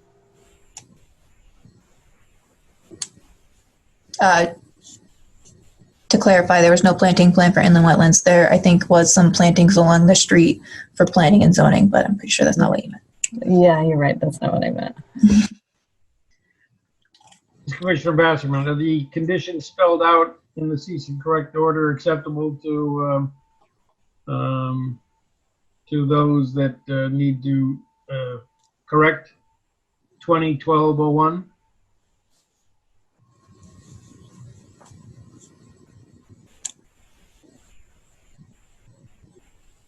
Mr. Galligan, I believe he's speaking to you, but I'm confused by the question. I'm sorry. This is Commissioner Bassman. Jamie read the cease and correct letter, the conditions that it would take to satisfy that condition that exists. And I guess I asked the question is, are those acceptable? Well, yes, I think that, there's no problem with coming up with a planting plan. I know that, within the limits of disturbance, the applicant would like to move ahead. Jamie had mentioned about the silt fences on the individual lots. The contractor is, as I previously mentioned, intends to do grading of all 4 of those lots at one time before he puts the silt fences in on the individual lots. But he would like to proceed on the lot work and still, in between now and the January 14th meeting, and certainly would submit a planting plan for that meeting. This Commissioner Rose, I seem to recall the owner/developer giving us every assurance that all these cautions would be put into place and these issues that we're now suffering from wouldn't happen. But I also seem to recall that they said, and I hope I'm not incorrect in this, but I seem to recall they said they were going to strip and regrade sites as they were planning to build. And so if they're going immediately into all 4 of these foundations, I guess that's great. But if they're just doing grading and these sites are going to sit empty until some buyer comes along, that's contrary to what my recollection of their presentation was. If I could, Jim Galligan from Nathaniel Young. Yeah, no, we have always said that he wanted to grade all 4 lots because that way he comes in, disturbs the area, stabilizes the area, and then takes away the equipment and doesn't have to come back in and disturb the area again. I understand the rationale. We would all like that when we do large projects, but does anybody else have the same recollection I do, that these were going to be cleared and developed as the buildings were going to be built and not cleared in advance of their intent to build? This is Commissioner Boda. I think so, and I think because we've had issues with multiple building lots being cleared and then standing fallow for some time, and that leading to erosion issues. And so, I don't know, that may be worth going back, and unless Jamie, you are already have done so recently, what the language of on the application was and the permit. Jamie Frederick in the Wetland Agent. I've not gone back and looked at that. The permit language did not address it. I did not go back and look at the language in the application materials directly. I do recall that there was a note in the erosion control notes details page regarding that if the site is disturbed and not being acted upon within a certain period of time frame, that the site shall be seeded with vegetation. And I do think there might have been a verbal representation that all 4 lots may not be clear, the lots wouldn't be cleared or wouldn't be, they would, when the work started would be when they were intending to construct the houses. I'm not sure though. So this Commissioner Rose, so that is my recollection, and in the absence of language in the permit, I think their verbal representations on the record would be worth going back to verify. We have an opportunity here to prevent this from becoming a worse situation. They've cut down the trees, but the stumps remain, the ground cover remains. If we stop them now, and again, if they're planning to plow ahead and stick 4 foundations in the ground, then go ahead and clear and grade. But if they're not, they should not proceed to clear further any of the sites that they don't intend to build on, because I believe they represented they were not going to do that.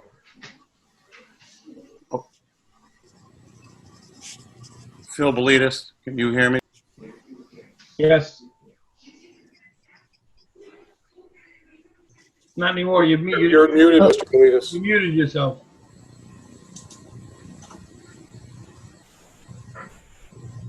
Is that better? Yes. Yep. Okay. All right. Yeah.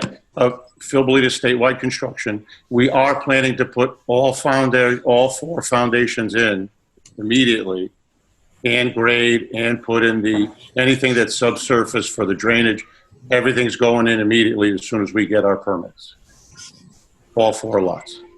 Okay. Okay. Yeah, we're not waiting for anything. This is Commissioner Begemon. Whose responsibility is it to mark the limits of disturbance? Is that the owner, the developer?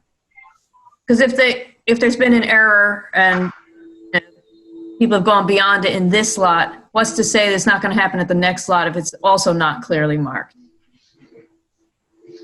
Jim, do you want to handle All the marking has been completed. Yeah.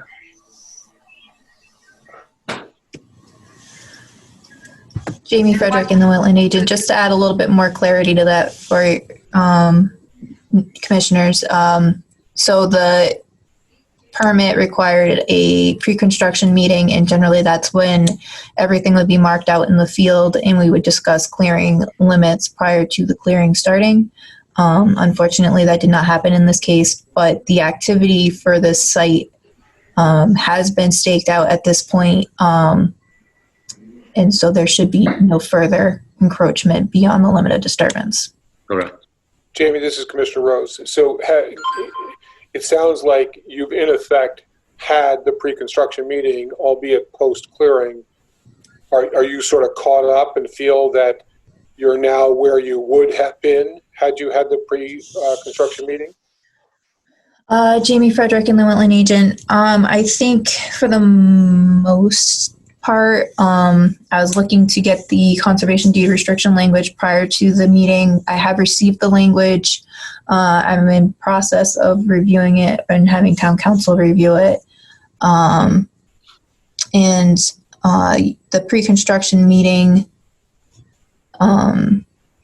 I think at this point, the things I would have been looking to see have occurred. And the next step would be the erosion control meeting for the remainder of the erosion controls on site.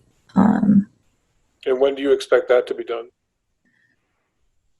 Well, I guess that depends on whether the commission is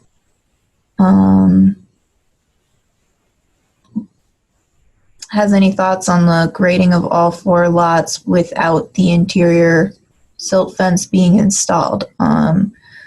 Each lot 3 and lot 4 each had their own erosion controls proposed, so I feel that in order for activity to start on lot 3, the erosion controls for lot 3 should be installed to help minimize the erosion potential should there be a failure downslope, unless the commission feels otherwise.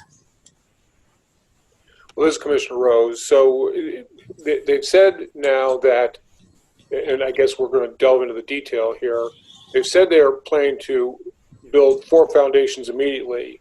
Now, if they've subject to one contractor and that one contractor is capable of forming and pouring 1 foundation at a time, then, Jamie, I would suggest that erosion control should go in on each site. They should excavate, pour, and backfill that foundation and move on to the next one.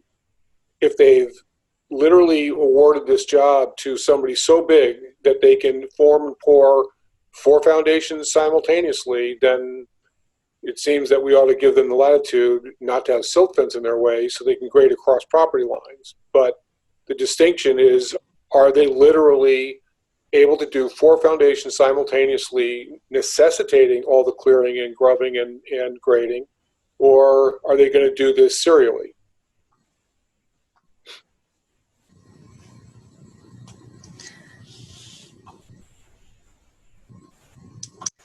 Anybody want to address that? Yep. Yeah, Phil, I think you should address that. Okay. Yes, we have it. We are the contractors. We're also the developers. Am I on? Yes, you are. Yes. Okay. Yes, so we are the developers and the contractors. So all of the equipment you see there is ours, and we have control of how many foundations we can put in at once. Our foundation contractor is more than capable of pouring 4 foundations at the same time. And when I say the same time, I mean we will be there, whether it's a 3-day process to get all 4 footings in, and then we start with the wall panels, because there is, end-loaded raised ranches or whatever they're going to be. They're not big, deep foundations.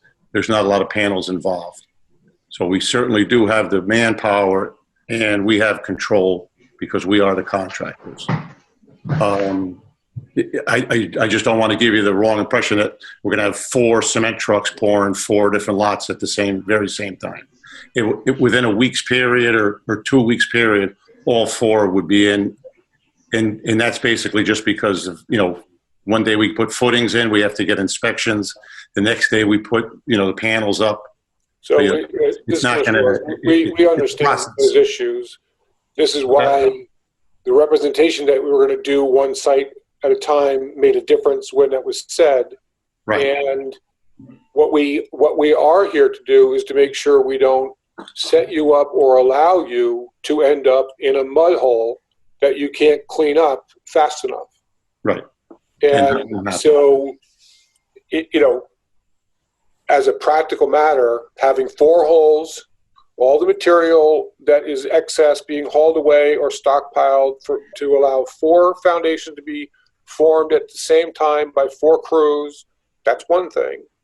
If you're talking about, 1 crew forming footings and then forming walls and forming footings and forming walls, then it's in, I think, the interest of the Wetlands Commission to protect the status of the natural vegetation, which can hold the soils in the upland lots, and do your foundations and go up the hill one at a time.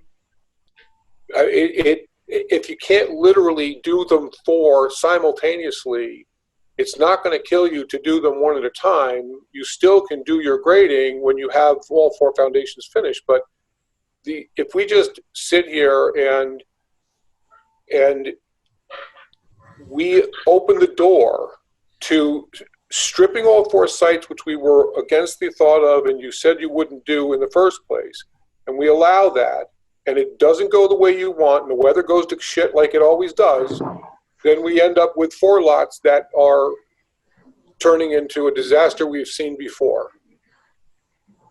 Right. Well, according to the way we had it figured, we were going to start with Lot 4 and work up the hill. So Lot 4 being the closest to the wetlands, if we started that one first and got the footings and found and walls panels set up, by the time we got those panels poured, Lot 3 would already be dug and footings would be in. So what I'm trying to say is, I just don't want to give the impression there'd be 4 different cement trucks pouring at once, 4 holes. No, what you just described makes perfect sense. Yeah. It says clear and grub Lot 4, dig your footings, pour them, pour your walls. And while you're pouring your walls, go clear grub Lot 2 and dig that and get ready. Yep. Work your way up the hill and clear and grub and excavate when you're ready to form those footings the next day. Not clear and grub 4 lots this week and start foundations next week and sit there waiting for conditions to turn bad and you have 2 or 3 lots in front of you that are stripped bare. This is Commissioner Bassman. Commissioner Rose, would that suggest then that the erosion controls be put in? Yes. All right. So, okay. So we're talking about 1 row of erosion control between lots 3 and 4 to put in. And then we can certainly do Lot 4 first. As soon as the Lot 4 is stabilized, we can certainly go. I understand what you're saying. Then we go to Lot 3. But in the meantime, that erosion control will be in between 3 and 4. Yes. Yes, no problem. And then you'll start clearing and grubbing. You'll start clearing and grubbing. We won't grub 1 and 2 until we get up to that point. I understand. Okay. Jamie Frederick and the wetland agent, just while we're kind of on this topic, before any further activity occurs on Lot 4, double check the erosion controls, make sure they're in good shape, and install the anti-tracking pad and contact the office for an inspection to make sure that you're good to go with any additional activity, assuming that that's in line with what the commission is okay with. Agreed. Commissioner Bassett, I think given the discussion and the agreement that Commissioner Rose persisted with here, I think we're in a much more comfortable position regarding this the 41 Brainerd Road. Does any commissioner feel different? Such that therefore, if we could abide by that discussion of the construction sequence and the letter that's listed here, it sounds like you already have the information from the soil scientist, Jamie? Jamie Frederick and the wetland agent, I do not. I requested that, and it would have been really short turnaround to have it for today. I requested that information by the 7th so that it could be sent out to commissioners and reviewed prior for consideration at the January 14th meeting. Okay. And I think it would be appropriate when the soil scientist does go out, if they have any recommendations for immediate stabilization, that I would work with the property owner to get those recommendations moving forward so that they're not delayed by, the need to wait for a meeting, but that the actual planting plan itself would be reviewed and require commissioner approval. Okay. Chairman Bassler, and this is Eric Rose, Commissioner Rose. Question. Earlier on in the discussion, it was said that regarding a bond and the planting, that we didn't have a mechanism for a bond in a cease and correct. And I wonder if it isn't more appropriate that the required planting plan becomes an amendment or a modification to the underlying permit, and that with that modification comes a bond. It's not simply a cease and correct, but it's now an expanded permit that includes plantings that have to be maintained for a number of years and ensure that they survive. Commissioner This Rose, is Commissioner. Commissioner Boda, go ahead. You probably say the same thing. Go ahead. So the issue with the cease and correct turning into part of the application then becomes the enforcement mechanism, sort of falls off unless we pull the bond. So typically things that we want done as a cease and correct, we don't necessarily move into permit status. And I'm not suggesting undercutting that. It seems to me we can do both in parallel. You can have your cease and correct. You can do these things, but the planting plan that is going to get proposed and approved could be a modification to the permit and incorporated for future monitoring. Mm-hmm. Because if it, as I understood the comment, maybe I misunderstood, is that the planting plan inside of the cease and correct can't be bonded because you can't bond a cease and correct. So I'm suggesting having that planting plan become a modification to the permit, and you get your enforcement as a monitoring a typical planting plan. The cease and correct stands, all the requirements that are in it stand, and you can continue to enforce that until it's resolved. But the planting plan now has a life of its own as part of the underlying permit. Mm-hmm. Just a suggestion. That's interesting. This is Commissioner Boda. That could work. I think one of the other things while we're in the category of putting things with the permit is I think that the minutes from this discussion, it's going to be important to pair that with the permit, just like physically somewhere mark this particular day and time so that if we need to refer back to it, I think the discussion around the clearing and putting in of the foundations until all is said and done is going to be an important conversation record keeping wise.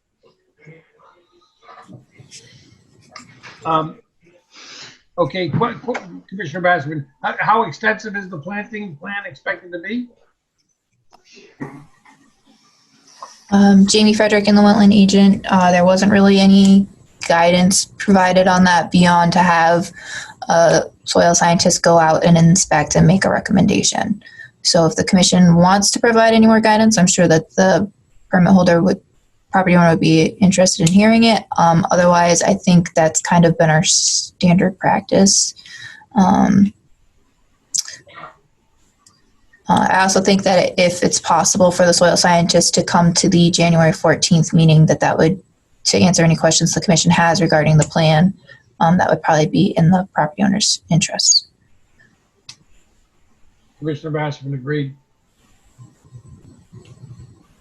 And this is Commissioner Boda. Mr. Galligan, you might consider this an opportunity in terms of the planting plan and making that side of the property through the use of native wetland plants look much more attractive and get rid of any of the human debris that's in there.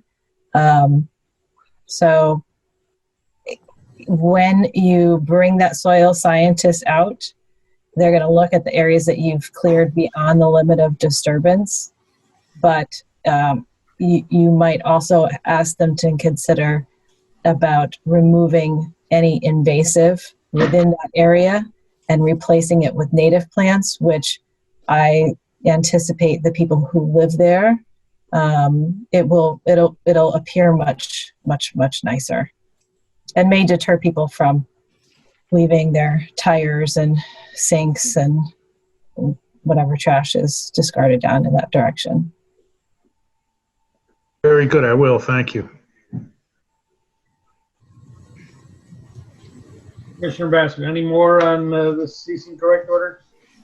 Jamie Frederick and the wetland agent, the commission needs to make a determination whether to uphold, overturn, or uphold with modifications the cease and correct order.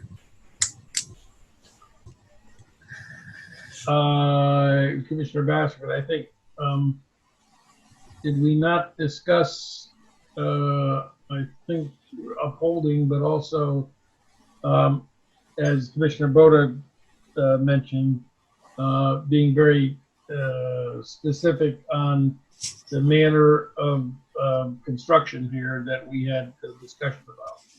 I'm not sure that's been captured anywhere in writing. Jamie Frederick and the wetland agent. Usually the commission makes a motion. So that's what. So this Commissioner Rose. Commissioner Rose, can you make a motion there? And it's a motion to what? Modify the cease and correct, or modify the permit, or what? I don't think we can just modify the permit like that, but Yeah. Jamie, you can correct me if I'm wrong. I believe that the motion would be to accept the cease and correct order, and that administratively we would ask staff to include the minutes of this meeting with all application materials or permit materials. I think that's it, right? I'll make a motion to that, but that's the sum of it? There was the part whether or not there's a manner in which you could request a planting plan as when that's submitted, that it would become a part of the wetland permit, and with that monitoring and potentially a bond.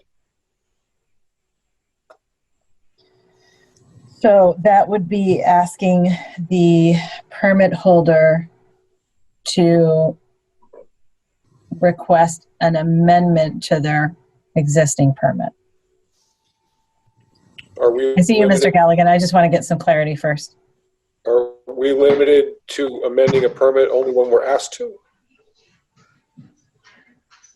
I don't. Jamie Frederick and the wetland agent. I think yes, the applicant would have to propose an amendment. You couldn't force an amendment upon, right? Unless there was like an instance where there was some incorrect information in the application, then I think you could require that they modify to correct that for that misinformation. But that's not exactly the case here. So as part of the motion, I don't even know that would be a motion. I think that the motion would be to adopt the cease and correct to the administrative part about the conversation, and then outside of the motion, make a suggestion to the permit holder about putting an amendment onto the permit, asking for an addition onto their permit, and that having to do, I think that would be the order of events. Jamie Frederick and the wetland agent. I think so. I think that the proper term would be to uphold the cease and correct order. And I think in particular, if the applicant is looking to do more activity, such as additional removal of vegetation to remove trash and or removal of invasive species, well, that's something the commission may view favorably. That's a bit beyond what's necessarily required to correct the cease and correct order. So I think if that's something they're looking to propose at that point in particular, it would be, it might be appropriate to do a modification of the permit for that activity. And then from the commission's standpoint, keeping the cease and correct order in place until all of the terms of the cease and correct order have been complied would still be the advisable practice regarding the violation.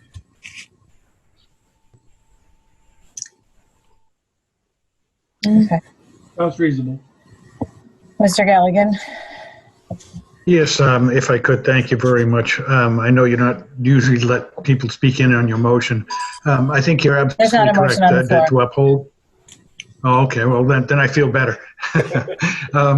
Yes, I think a motion to uphold the cease and correct is in order. As far as the planting plan, once the planting plan comes in, we will come in at that point with a request for modification with the planting plan, so that we can attach the modified planting plan to the application. At that time, if you feel necessary, you can place a bond at that time, because it will be a modification, and it would be therefore would open the window for a bond if you so choose. And only other stipulation that I know my client is going to hope that you include is that he can, in the meantime, can move ahead with the foundations. Okay, so I do. This is Commissioner Boda.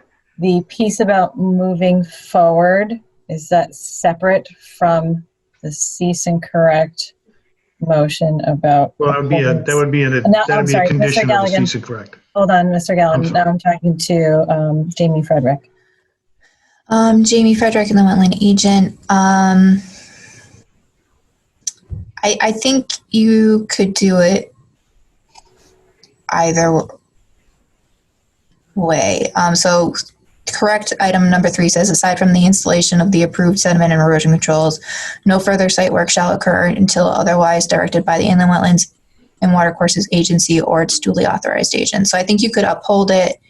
And I did say duly authorized agent, so that could allow for me to inspect the site erosion controls for that particular lot, make sure that they're installed prior to activity on that lot, and take it on a lot by lot basis.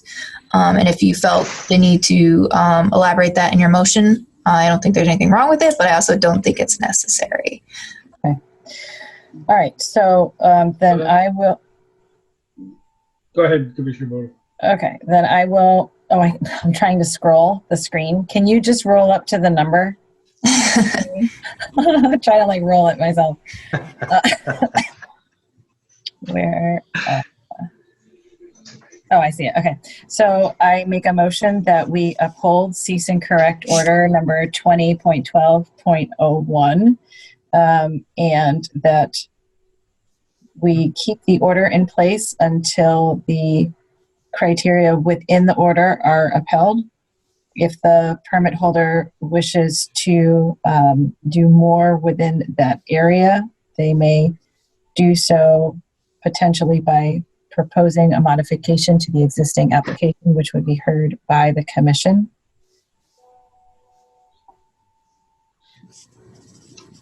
And is there a second to that motion?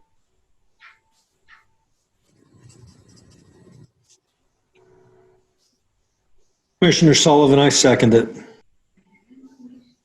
Any further discussion, Commissioner Bascom? Okay, we'll go down the list. Commissioner Beckerman? Is that a yay or An aye. Commissioner Boda? Commissioner Boda, aye. Commissioner Rose? Aye. Commissioner Grenache? Aye. Commissioner Sullivan? Commissioner Sullivan, aye. Commissioner Bascom, aye. Thank you very much. And then beyond, this is Commissioner Boda, then beyond the permit, we've already established the other piece about administratively capturing the minutes from this to forever be associated with the permit as a clarification. And that's for staff. Noted. Thank you. Okay, cease and correct number 201202, 10 Kenyon Street. Clearing and earthwork within the inland wetland upland review area and possibly within wetland area without an inland wetland permit. Jamie, you want to just get us on board on this one? Jamie Frederick and the wetland agent. I noticed from Brainerd Road that you could see some clearing on Kenyon Street. This is a, wait, am I sharing? I'm not, I'm just looking at it. Aren't I? Okay. So for frame of reference, to the north, we have the Harley Davidson, and to the west, I don't remember which car dealership it is. And then there's Kenyon Street, which dead ends, and 10 Kenyon Street is an undeveloped lot, and behind these lots is Brainerd Road. So we're on the northern end of Brainerd Road and Kenyon Street. We have a wetland delineation from 5 Brainerd Road from a previous cease and correct order, I believe. And then we have a wetland delineation from 14 and 18 Kenyon Street from a previous inland wetland application, which has since expired, which strongly suggests that there's some wetlands within the rear portion of 10 Kenyon Street. I sent a cease and correct order to the property owner, and As soon as he received it, he called me, discussed the activity that had occurred. Apparently there was some debris in the back that he was trying to remove, and he's also looking to make the property marketable. So there was some leveling of the lot and clearing of the lot. I believe there were 3 trees that were removed, and the brush was also removed from the site as well. So that being said, I'll try and open up some pictures from when I went out. So when the property owner called, we scheduled an on-site visit to further review the activity. This is from kind of the center of the site looking forward towards the street.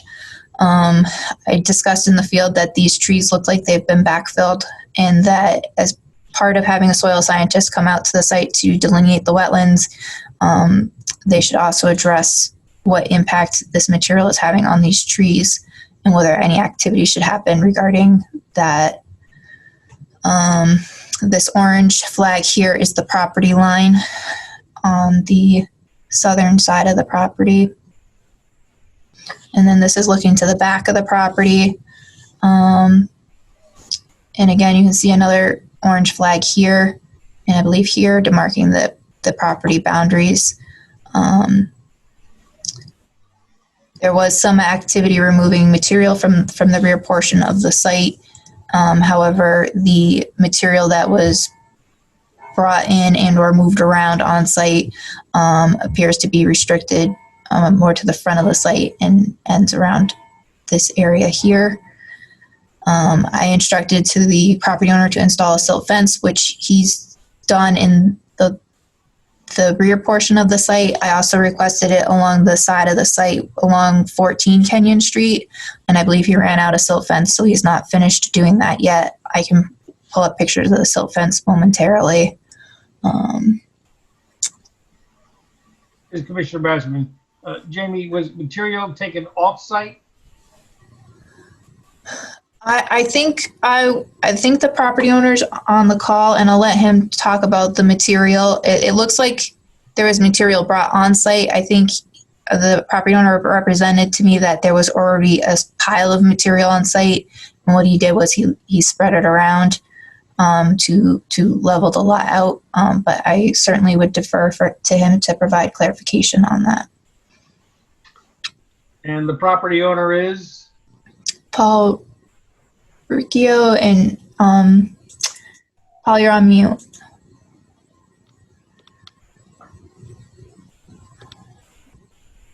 Mr. Riccio? Can you unmute?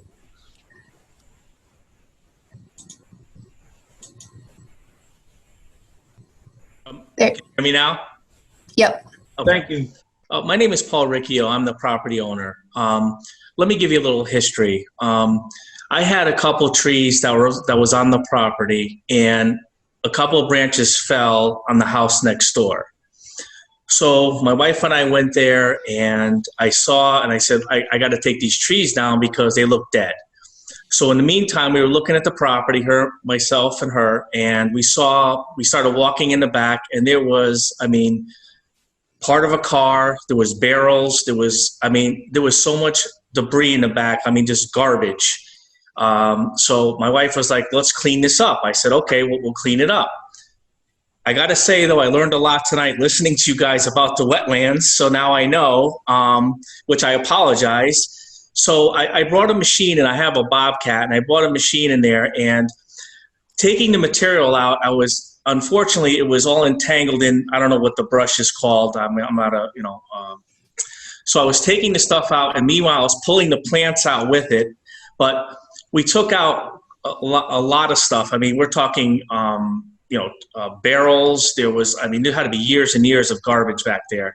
There was concrete, and when Jamie and I were on site, I showed her some of the concrete next door that we had. So I did most of it. I didn't bring any material on site.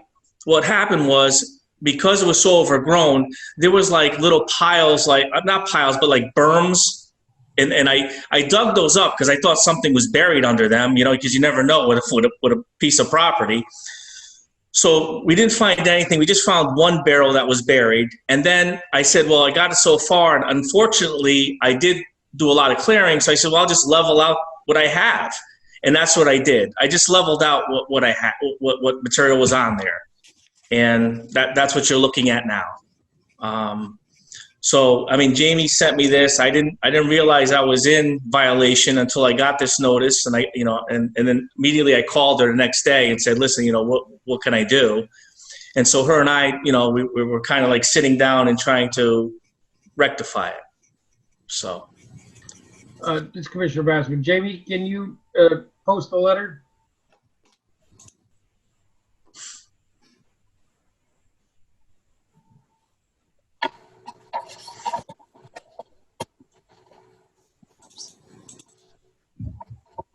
Jamie, this is Commissioner Rose. Quick question. That photo that was just up, it looks like, and this had nothing to do with, well, I'll just ask the question. It looks like those trees have been filled substantially up around their trunks. It doesn't look like they're at their natural root base. If you look at the ones that are to the left of them, yeah. It's the same. The material is the same. I might have piled a little bit. I mean, I could dig them out if you want pictures. I mean, they're not buried that much. I mean, maybe 6 inches. I mean, they're not. Like I said, the end of this property, there wasn't much material left, on the property. So I just leveled it. And the only reason I raised the question, I mean, sure. Well, a reason I raised the question is when you fill up around a tree, right, you're going to effectively kill it. Right. And so, at this point, at least those 3 trees in the middle of the image look like they've been filled up on their trunks, which ultimately is going to spell the demise of those 3 trees, in addition to whatever else we're talking about. Just a comment. No, thank you. Jamie Frederick, and the wetland agent. I agree that there's certainly concern regarding that, which is part of the reason why I mentioned in the field that he should have the soil scientist take a look at that. I know that also the intent is to market the property for sale. At this point, a lot of the leveling for the lot a lot of the site work essentially for development has occurred. So I don't know to what extent, what level of information the commission's going to want. I think the first step I told the property owner is to get the wetland delineation completed to understand what the extent of the wetlands, if any, are on the property, so that the activity relative to the wetland could be better understood. I also requested an estimate of the amount of material brought on site, and that's when the discussion regarding the fact that material was already on site occurred. So, I mean, I don't know if the commission wants an estimate of how deep the fill material is in certain areas, or if you just want to start off with getting the wetland delineation and then going from there to see what additional information you need. This is Commissioner Rose. I certainly think delineation is the first order of business, because whether these trees are buried or not may not necessarily be within our jurisdiction if it's not near or in the wetland. Looking at the property from the street, it certainly looks like the wetland on the right side of the house as you face the house. I can see Japanese knotweed has infested the area. But this upland area, it's hard to tell whether this is wetland or not, just looking at what it was before it was cleared. Yeah, Jamie Frederick and the wetland agent. I think those trees are approximately in this location here. And so I do think that they are within the upland review area at the very least. I don't think that they're necessarily in the wetland themselves. But well, that's interesting, because when I look at those trees, looking at through the trees at the building across the street and the pines, they actually look like they're, in this image you're looking at, they look like they're above the house, not below it. and the car dealership is across the street to the left, correct?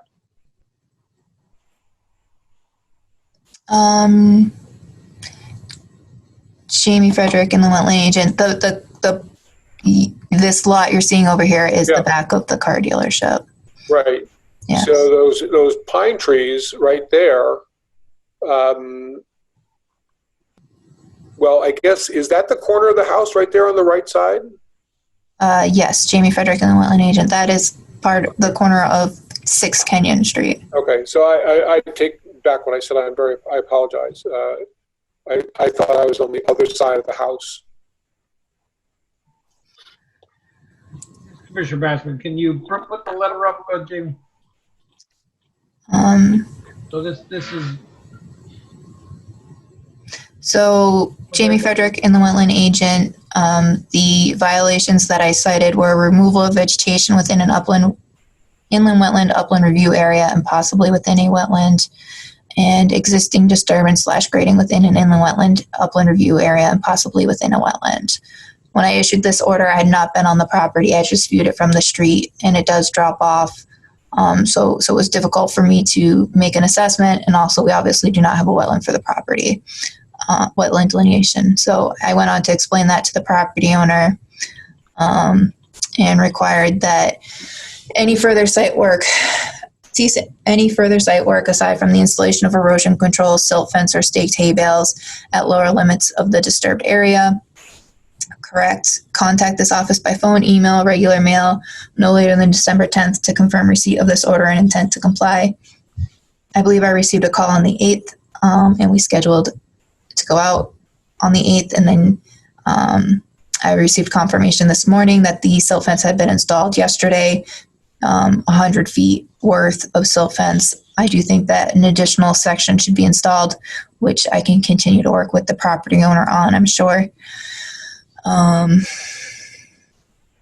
Install erosion controls at lower limits of disturbed area immediately and inform inland wetland office when this work has been completed. Hire a soil scientist to complete an on-site soil investigation for any on-site inland wetland soils and design a remediation plan for the activities that occurred without a permit. Submit a soils report, remediation plan, and site plan by January 7th, 2021. The site plan shall show the extent of any on-site inland wetland soils and recent clearing and grading activities and the proposed remediation actions. The plan must also include an estimate of the amount of material that was brought on site. The Commission will review this information at their January 14th, 2021 meeting and will assess whether the proposed remediation plan is adequate to address the activity that has occurred without a permit, or if additional information and/or action is required. If any additional activity is proposed on site, aside from the activity outlined in this order, submit an inland wetlands application for regulated activity for permission to conduct such activity prior to commencement. Can I speak, please? So we don't know where the wetlands are right now, correct? I mean, I think I should get that first. Do you guys agree to that? I mean, and then we could take it from there. I mean, that's Mr. Riccio. That is what the soil scientists. So in the state of Connecticut, right. Wetlands are defined by soil type, and so in hiring a soil scientist, they will determine where the wetlands are and where the wetland boundary stops and the upland review area begins. Okay. So I think I should hire one first before we go any further, correct? So then we'll know where it is. I mean, do you think that's... I keep trying to scroll. Commissioner Bassett, item 3 in that letter suggests that be done and that it be available by January 7th.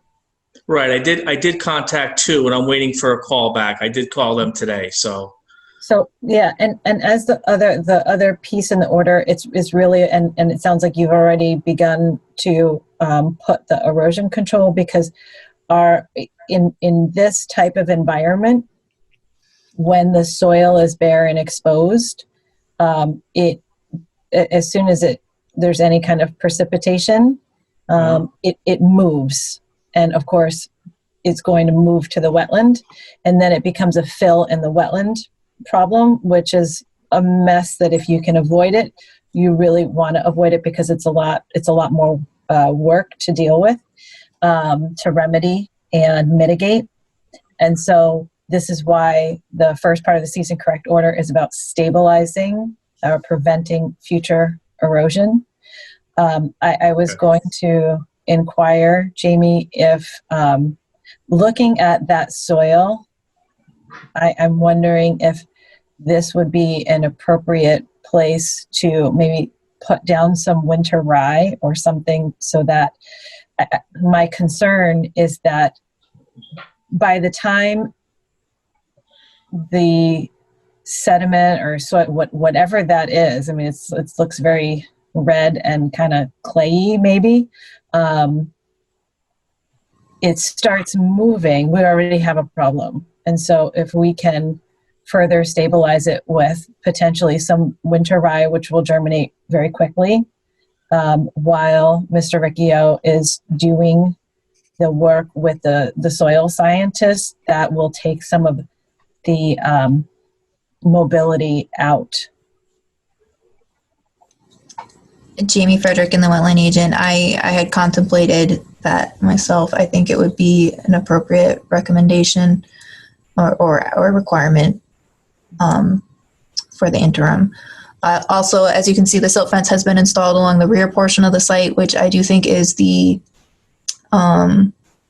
portion that's closest to the wetland, but I do think the silt fence needs to be extended along the southern property line to help ensure that we don't have transport of material onto 14 Kenyon Street and into the wetland that's on that property.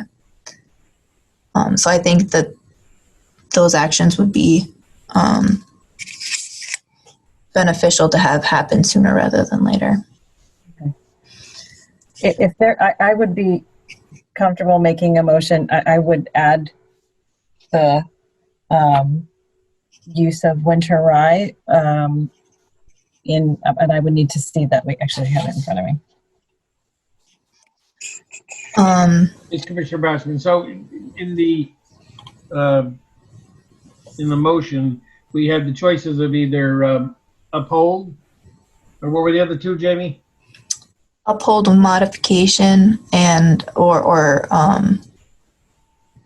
overturn or lift or uphold and amend. Uphold with uphold and amend sounds like what you're looking for. I think for added clarity, I'm going to go back to the cease and correct letter. The owner was asking if the next step should be to hire the soil scientists and see where the wetlands are. So I think what maybe he's asking is, should he start with the soils report for the January 7th deadline for the January 14th meeting, and hold off on the site plan until you have seen that soils report, or do you want all of that information at the January 7th meeting?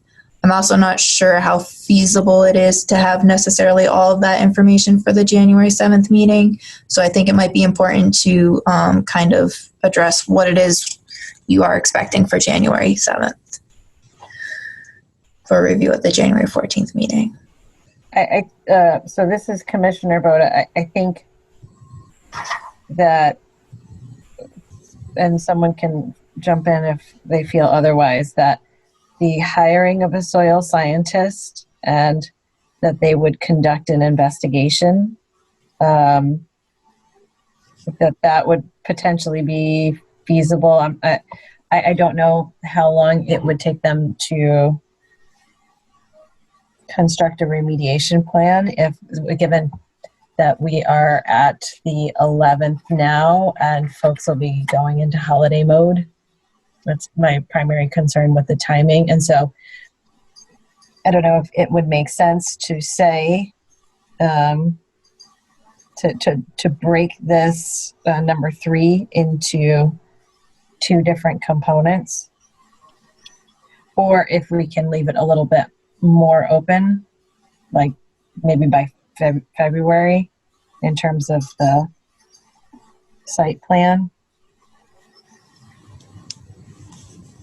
But the soil scientists should be and it sounds like that's underway, that the soil scientists the property owner is in the process of contacting and bringing them in and trying to get them out for the work. I just don't know if January 7th is a realistic date for a plan.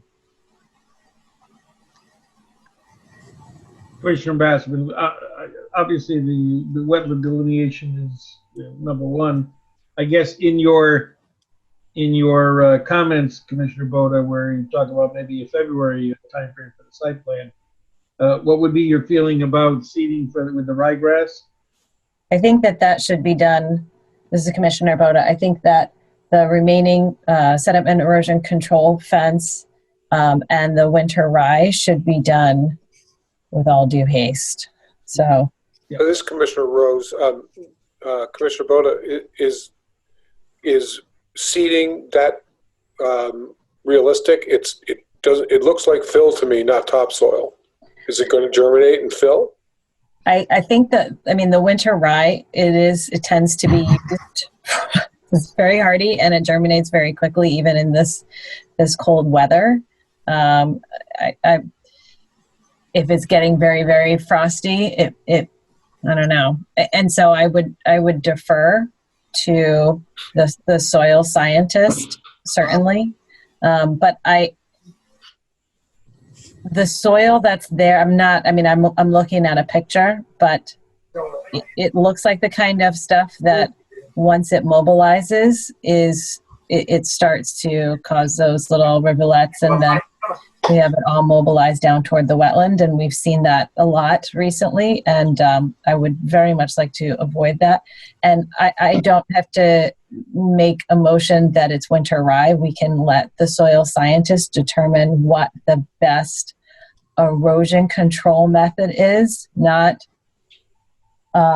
simply stopping it once it's moving, but preventing it from occurring to begin with. That's really what I'm trying to get at is we need a primary method of stopping the erosion from occurring in the first place. Yeah, and I certainly agree with all of that. It just, I've seen a lot of dirt in my day, and that's dirt.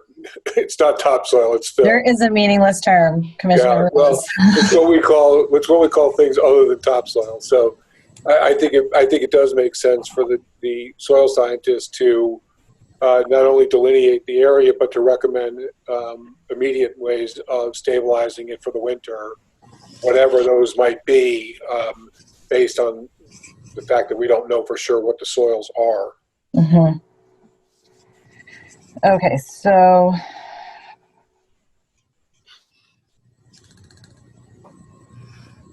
Jamie Frederick, and the wetland agent, and I'm assuming that you would want the owner to move forward on the stabilization recommendations as soon as he could, and not wait for approval of the soil scientist's recommendation on that prior to, at least not commission approval, maybe in the wetland agent. That could be agent approval. Commissioner Boda, that could be agent approval. So it is hire soil scientists to complete on-site soil investigation for on-site inland wetland soils, and further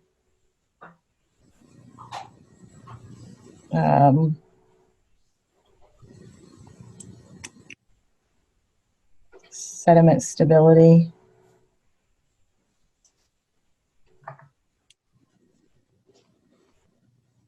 Commissioner Bassman, wasn't there also an extension of the existing silt fence? Yes. So that would go with number 2. That's still in there. Install erosion controls, silt fenced.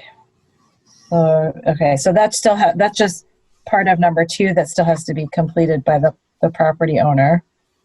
Okay. So I'm looking at number 3, and I've just added about whatever further sediment stability measures need to be added, and maybe that could go forward with agent approval.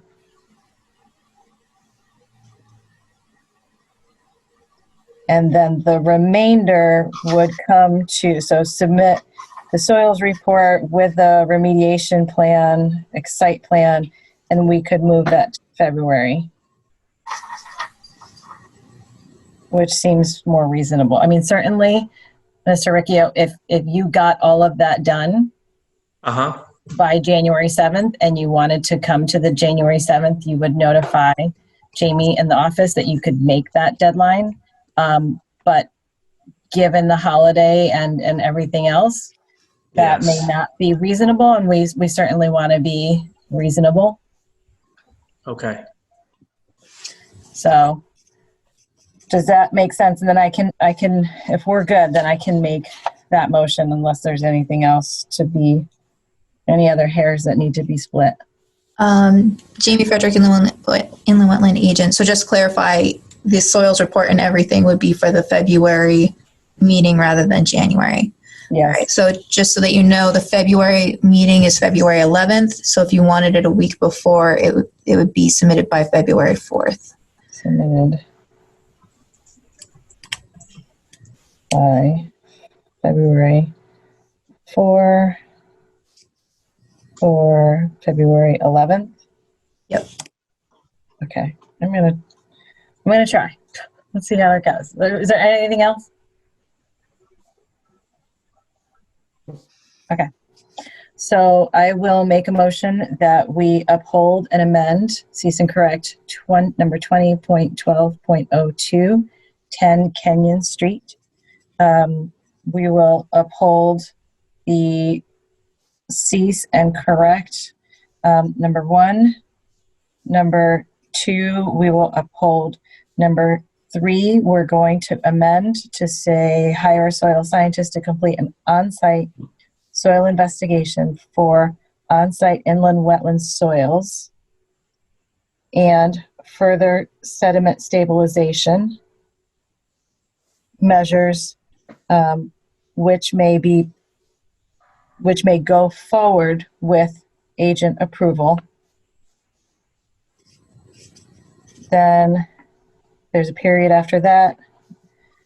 Then the next sentence, design, would flip to a capital and it would read as it does, design a remediation plan for the activities that occurred without a permit, submit the soils report remediation plan and a site plan by February 4th for the February 11th meeting, 2021.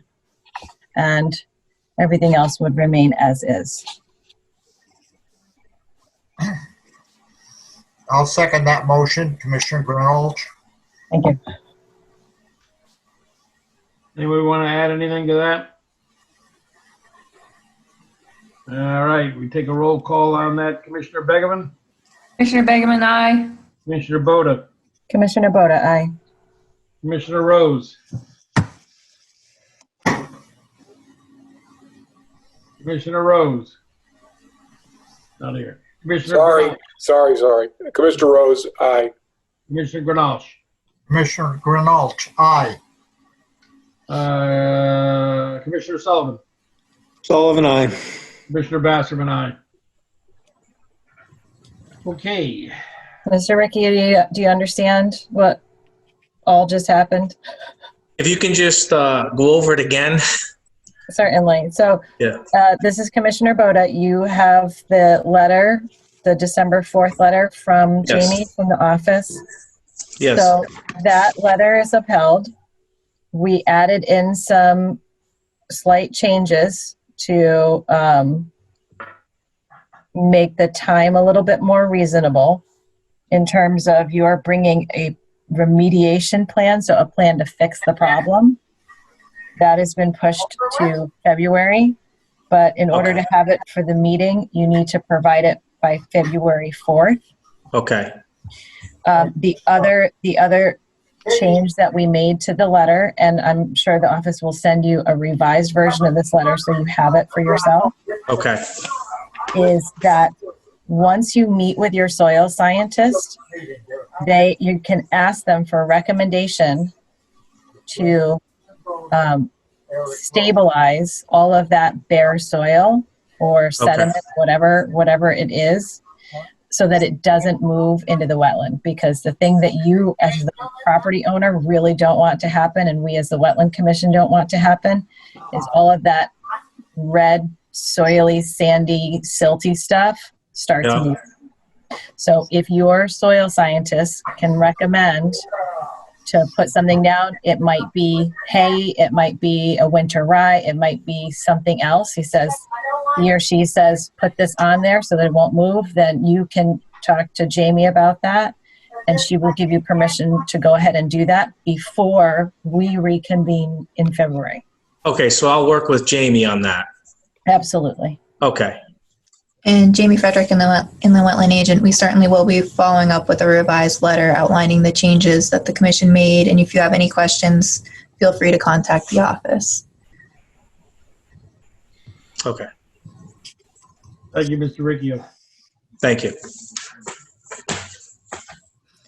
Our final enforcement activity for this evening, season correct 110801, 54 and 60 North Main Street, storage of fill piles within 100 feet of the inland wetland and water course. And we received a request from the owner to release the season correct order. I turn it over to you, Jamie, for a little framing of this. Jamie Frederick, inland wetland agent. So this is in regards to the property across the street from the fire station headquarters.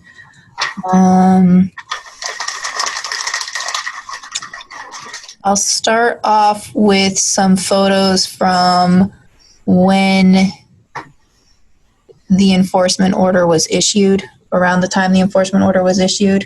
Is Commissioner Bassman, is the owner on the call this evening? Yes, they are. Okay, thank you. Hi, I'm John Brazil. I'm here. Actually, I'm going to take a step back. I think it might make more sense to start with the cease and correct order itself. Mm-hmm. That's the one from 2011. Yes, Jamie Frederick and the wetland agent, the original enforcement order. So screen share.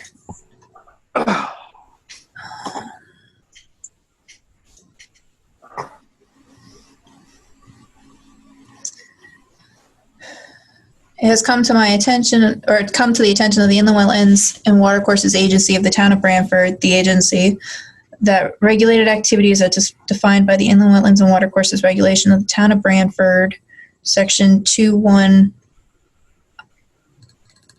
LL, has been conducted on the above referenced property.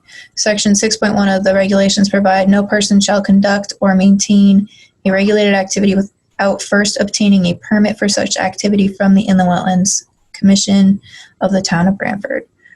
December 2010, May 2011, and June 2011 letters were sent to you requesting that you initiate compliance with the Town of Branford regulations by either removing the piles or applying for a wetland permit. You have not responded with your intention. The following regulated activities for which a permit has not been granted have been conducted on the site above. Storage of fill piles within 100 feet of an inland wetland and watercourse. Therefore, pursuant to Section 14 of the regulations and Section 22A44 of the Connecticut General Statutes, you are hereby ordered to cease bringing in any more material to the site, submit a plan for removal of the piles, and 3, alternatively, you may submit an application for continued use of the site for the stockpiling by no later than 4:30 August 10th, 2011. To provide you with an opportunity to be heard by the Commission and show cause why this order should not remain in effect, a hearing has been scheduled during the next regular meeting of the Commission, which begins 7:30 at Canoebrook Senior Center, August 11th, 2011. And then we go into our standard language regarding violations. So the meat of it was that there was stockpiling, storage of fill material on site, and the remedy was to cease bringing in any more material, submit a plan for the removal of the material, or submit an application for continued stockpiling. There was an application submitted in 2011, which was withdrawn. There was, as part of the cease and correct process, the Commission granted permission for the stockpiling to stay on site until, I believe it was August 2012. And then there was some follow-up letters in September, October, and November of 2012 regarding progress, and then also regarding some still outstanding actions on site, including the presence of junk and debris that needed to be removed from the site as well. So again, I'll jump back real quick to some pictures of what the site looked like back in these are from 2010 when the correspondence first started. So you can see there was some significant stockpiling of material on the site. And to your left is the fire station headquarters, with this being the light for their exit. The wetland is located to the rear of the site. Behind, there's a block wall that pretty much demarks the utilized portion of the site in the wetland area. Commissioner Bassman, do we have any recent photos? We do. So I'm going to close some of these because it's getting a little crazy.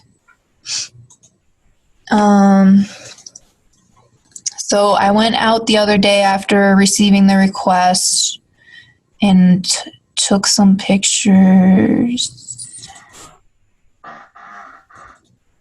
And this is what the site looks like now. You can clearly see the fire station headquarters.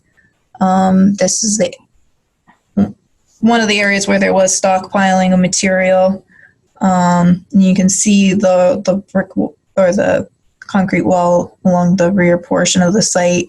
It's not in great shape. There are some debris items. This is again looking at towards the firehouse, towards the street, along the wall on the back side of the site. So there's some material here that ideally wouldn't be there. I'm not sure if that's within the context of what the enforcement order was for. Certainly looks like there has been some dumping of materials on site that may or may not have, it seems a little random. Some brick, looks like some maybe millings. This is a wetland flag. The wetland was recently delineated. There's a potential buyer that is working on making an offer or purchasing the property. And this is in the area behind the building, I believe. There are some tires in the wetland. Again, wetland flag. I didn't see her behind the bed. So I guess the question is the commission satisfied that the terms of the cease and correct order have been complied with and that it would be appropriate to lift the cease and correct order? There certainly is still junk on the site. The cease and correct order wasn't for junk. I think if the commission were to entertain the possibility of lifting the order, I think that it would be pertinent to maybe address any concerns you have regarding the material that's on site that should be removed. And that being said, let me know if there's any more information you want, any pictures you want to see. I've got more pictures. Or if you want to look at the cease and correct order or any of the follow-up letters. The last follow-up letter that was sent was November 28th, 2012. And it did require the removal of debris, which is, I've told the property owner I wasn't sure if the commission would consider this ready to lift. However, the original enforcement action did not include debris. The commission itself never said that debris needed to be removed. That was something that was added based on observation by the inland wetland agent, and I would certainly agree that this junk should be removed from the site, but I don't know if that would be considered part of this action or something that would be a separate action.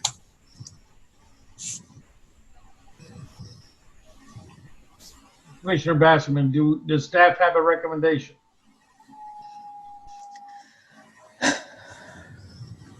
This Commissioner Wells, forgive me for interrupting. I sort of in defense of Jamie answering that question.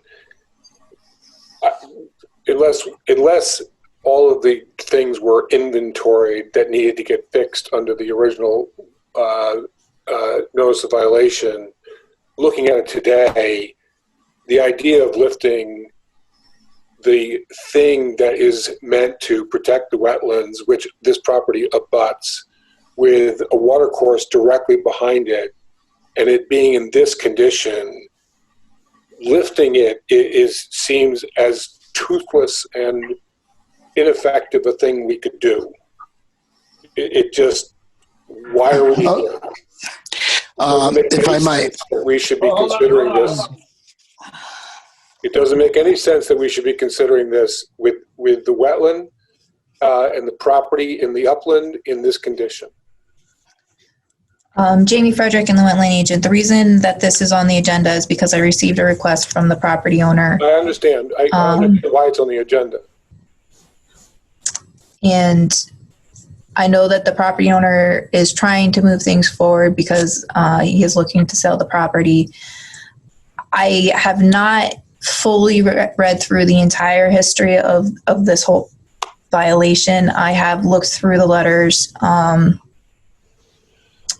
The violation was for stockpiling, and then follow-up letters did include the general cleanup of the site. I certainly think it's within the purview of the commission to require the cleanup of the site. The question, I think, would be for the commission to consider whether that's part of this action or a separate action. And I'm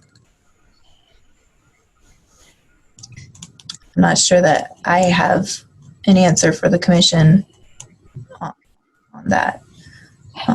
I can share the cease and correct order with you. I can share the latest letter that was issued with you.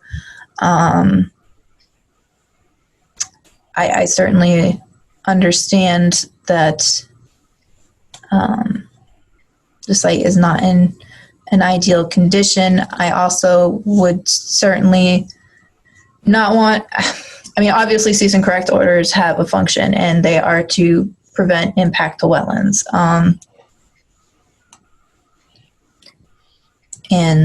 But the cease and correct order was for a specific thing.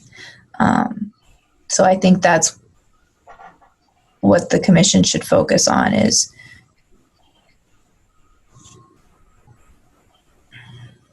this in the scope of the violation that's at hand, or would it be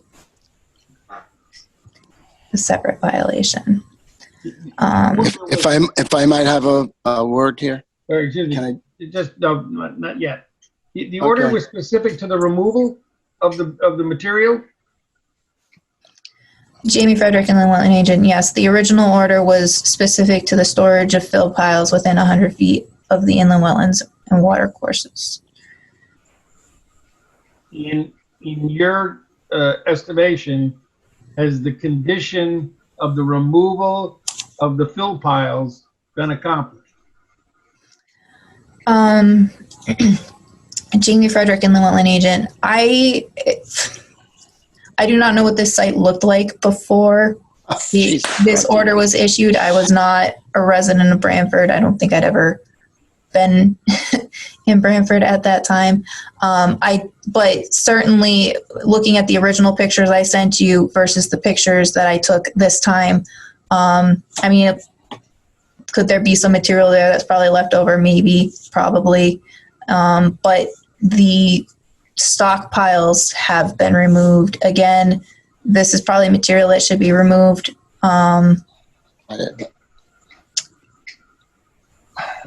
Thank you. John, you want to make some comments?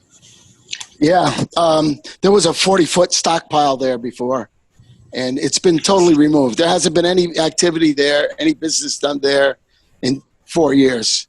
All this stuff is people go by and they have a half a ton of asphalt on their truck They back in, they dump it, nobody catches them, they drive away. All that, I had everything cleaned right out. Not a tire, anything. There was nothing on the site. I'd taken it all down, graded it off. I removed all the stockpiles. And by the way, I did this back in 2013. Diana Ross and Laura came out and they signed off on it. And I can't understand. I didn't even know that the cease and desist order was still in effect. I thought it was gone. And you know, I have a guy who wants to buy the place and develop it. And, you know, look, for 40 years, the town of Branford, I was grandfathered in before the Inland Wetlands Commission and all that stuff. I was grandfathered in. I did the best I could to operate a business there and comply and put the least amount of impact on the wetlands I could. I did the best I could. But, you know, I was in the paving business. And they just wanted me out of there. And I understand that. Now I'm out of there. I have a chance to sell it to a guy. And what happens? His lawyer gets the cease and desist letter that I didn't even know exists. And it just throws a big monkey wrench in the deal. You know, now his lawyer's calling my lawyer, and now the lawyers are talking, and the legal fees are going through the moon. And the guy, you know, the town of Branford said to me, and I'm quoting, give us any kind of plan to develop this land, and we'll try to push it through. Basically, they just wanted me out of there, and which I am. I'm out. You know, I'm out of there. And so, you know, I just, you know, the stockpiles have been removed. You think I would remove a 2,000-ton stockpile and leave that little bit of tiny little half a ton of asphalt on the ground? This is, people go by and they dump, you know, a pile of bricks, a mattress. Again, I'm not going to leave a mattress. There's a match. Somebody dumped a mattress off down there. Thank you. Anyhow, I just want this thing lifted so that I can move the deal along. I'm willing to clean up this stuff. I don't know who dumped the tires. I had it totally cleaned up. And somebody went there, they threw some buckets there. You know, I didn't use any of that stuff in the paving business. A little plastic bucket. What's that going to do with my business? Nothing. This is Commissioner Basserman. Is this an opportunity for a uphold and modify the existing cease and correct if we want some of this other stuff cleaned up? So this is Commissioner Boda. I think that we don't even have to really modify it. I mean, it is the language is fill, piles of fill. And I think that that's really what we would still want to be dealt with. So the pile there, the asphalt milling, the pile of tires that we saw just adjacent to the water course, I think that those still constitute fill. And I can certainly empathize with the dumping that happens in town in parcels where it shouldn't. I think that if your interest is to get the cease and correct order lifted quickly, then those I do remember the piles, the very large stockpiles that were on the property a few years ago. And so them not being there is significant progress. I think that was the issue. The issue wasn't tires, with all due respect. The issue was not tires, and I'm willing to clean it up. I'm willing to clean it up. But the cease and desist letter that is existing is really, really putting a monkey wrench in the set. Yes. So, Commissioner Basser, but can also serve as an incentive to get this done quickly. Well, I'm in St. Thomas. I'm coming back Tuesday, and I'll get it done as soon as I get back. Perfect. So, you know, and then she could come and inspect it in a week or so. Then I think that we are essentially in agreement. You want it lifted. We want it set back. I think that I'm sorry, I missed your last name. I just see My name is John Brazil. Brazil. So Mr. Brazil, I think John is fine. When you return, you go after those files and make an appointment with Jamie so that she can inspect and then, let's see, so mechanism, right? So now, excuse me, sir, I'm going to talk to the commission for a minute because we need to figure out like the process. If we were to try to accommodate the speed, because I think that the status of the site at the moment, I personally would not be amenable to voting to lift. But I understand the predicament you're in, and the cease and correct is doing its purpose, which is to pause the transaction while there is a problem on the property. So if the goal is to move quickly, and you can move quickly, Jamie, can we put a, what I'm trying to say? So it's almost as like an agent approval, but we've set criteria that you can then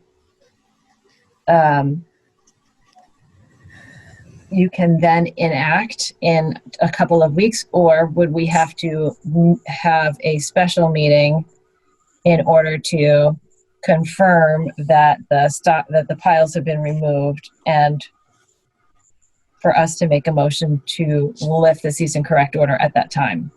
Jamie Frederick and the Wetland Agent, I'm pretty sure you guys would have to do a special meeting.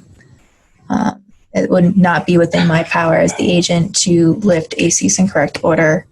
Also, I did, while I was looking through the materials, I was speaking with the property owner the other day, and I told him that it was not filed on the land records. However, I reviewed the files further, and it is in fact actually filed on the land record. So that further, I don't think even if it wasn't filed on the land records that I could lift it, but I certainly can't lift. Either way, I can't lift a cease and correct order. So it would have to be a special meeting if you were looking to accommodate lifting prior to the next regularly scheduled.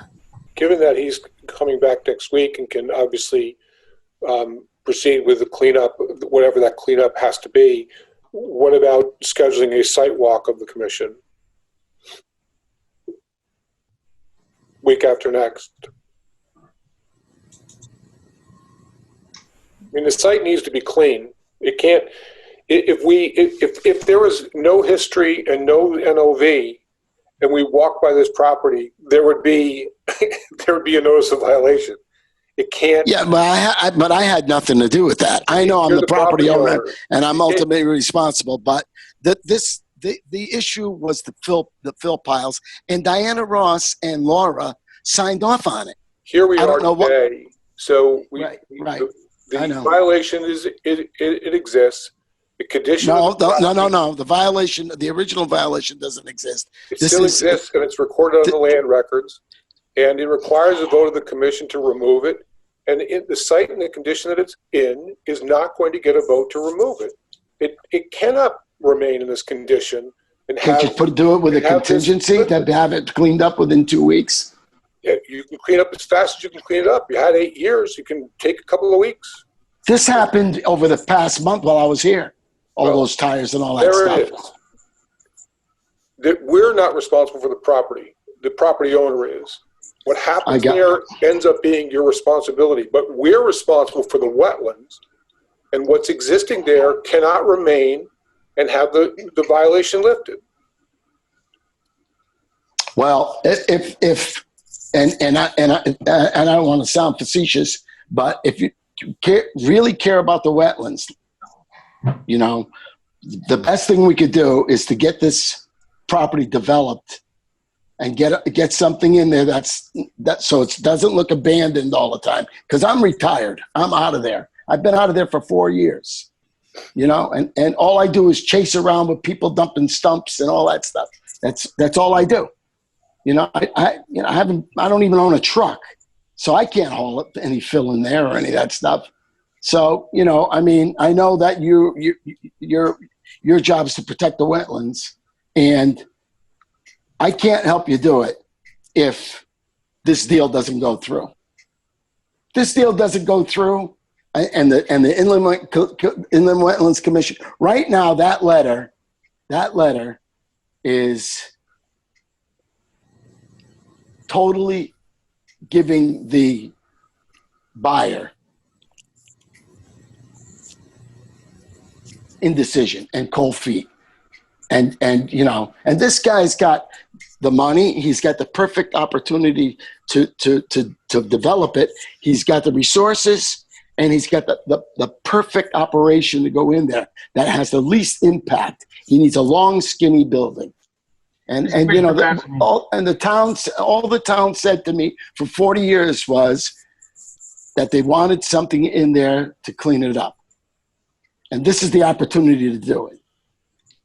And this is Commissioner Bassman. I think we're on the same page. The question is timing here. Commissioner Rose, in the site walk, it would still require the commission to have a meeting to lift the cease and correct.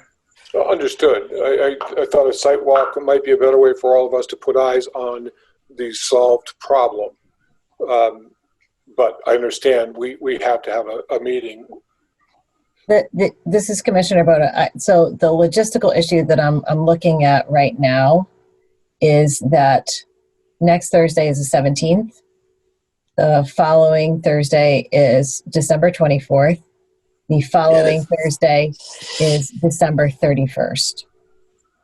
So we have some dates where I don't imagine anybody is going to have a meeting.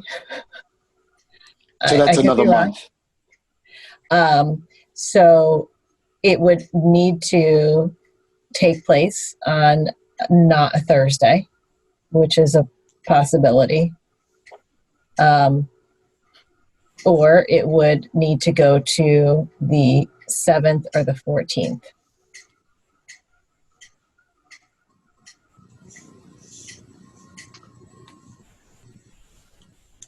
This is Commissioner Bassman. How about early in the week? You know, like the 22nd? Yeah, 22nd, 21st, something like that. Which gives Mr. Brazil a couple weeks to remove the material, and either we have a site walk or staff reviews the condition and reports to the commission, and on that 22nd or whatever date, we either continue the cease and correct or lift it. Yeah.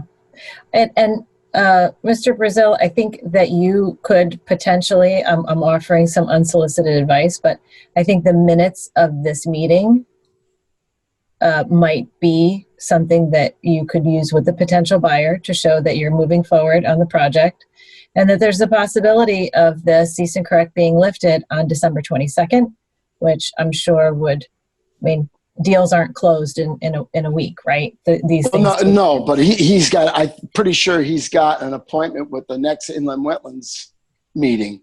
You got, whenever that is. When is the next one? The 14th of January. Yep. So that would fit your needs. I know, I'm sure. The 22nd is only 12 days away. That works. Mm-hmm. But you guys were talking about a special meeting and then a walkthrough, that, and then we're trying to accommodate you so that you can move forward with your project. So that's Absolutely. Our time that we're great. Giving to you. I loved your eloquent date, progression. And that would be the clarity. With every day you outlined, I was sinking further into my chair. Yeah. And this is Commissioner Bassman, and that would be the only item on that meeting. Yes. Jamie Frederick, inland wetland agent. Do you think that you could have that work completed by December 22nd? Yeah, I'll just get a dumpster in there, and I'll have, because we have to pick the stuff out of the swamp by hand. I don't know who threw that. Did I see a picnic table in the swamp? Set a mattress. Jamie Frederick, inland wetland agent. I do think there's either a table or a chair or something. And a mattress. Yeah, there's a mattress, not in the wetland, but that should be removed from site. Yeah, well, I'm not touching that. Yeah, and if you want, pick up with a machine. If you want to meet me on site, or whoever you have doing the work to meet on site to make sure that we're on the same page, I'm more than happy to arrange that. Yeah, And then, I don't know till I get home. I have to get a COVID test, because I'm flying. So I have to get a COVID test on the 15th, and on the 16th, I get the results. And I'll be able to, because I don't want to go out of the house until I know, Yeah. You may not everybody. get a green light from East Shore to leave your house at that point. How many days? Yeah, they already told me. It's a 24-hour test. 24-hour results.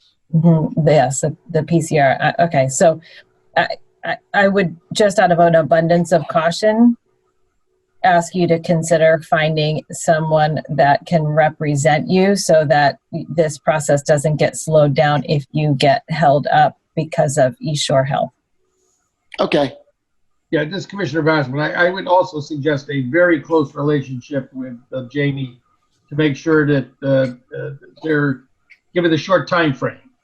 We don't find ourselves on, December 21st with difference. No, I'm gonna jump on. I'm gonna jump on this as soon as I get home.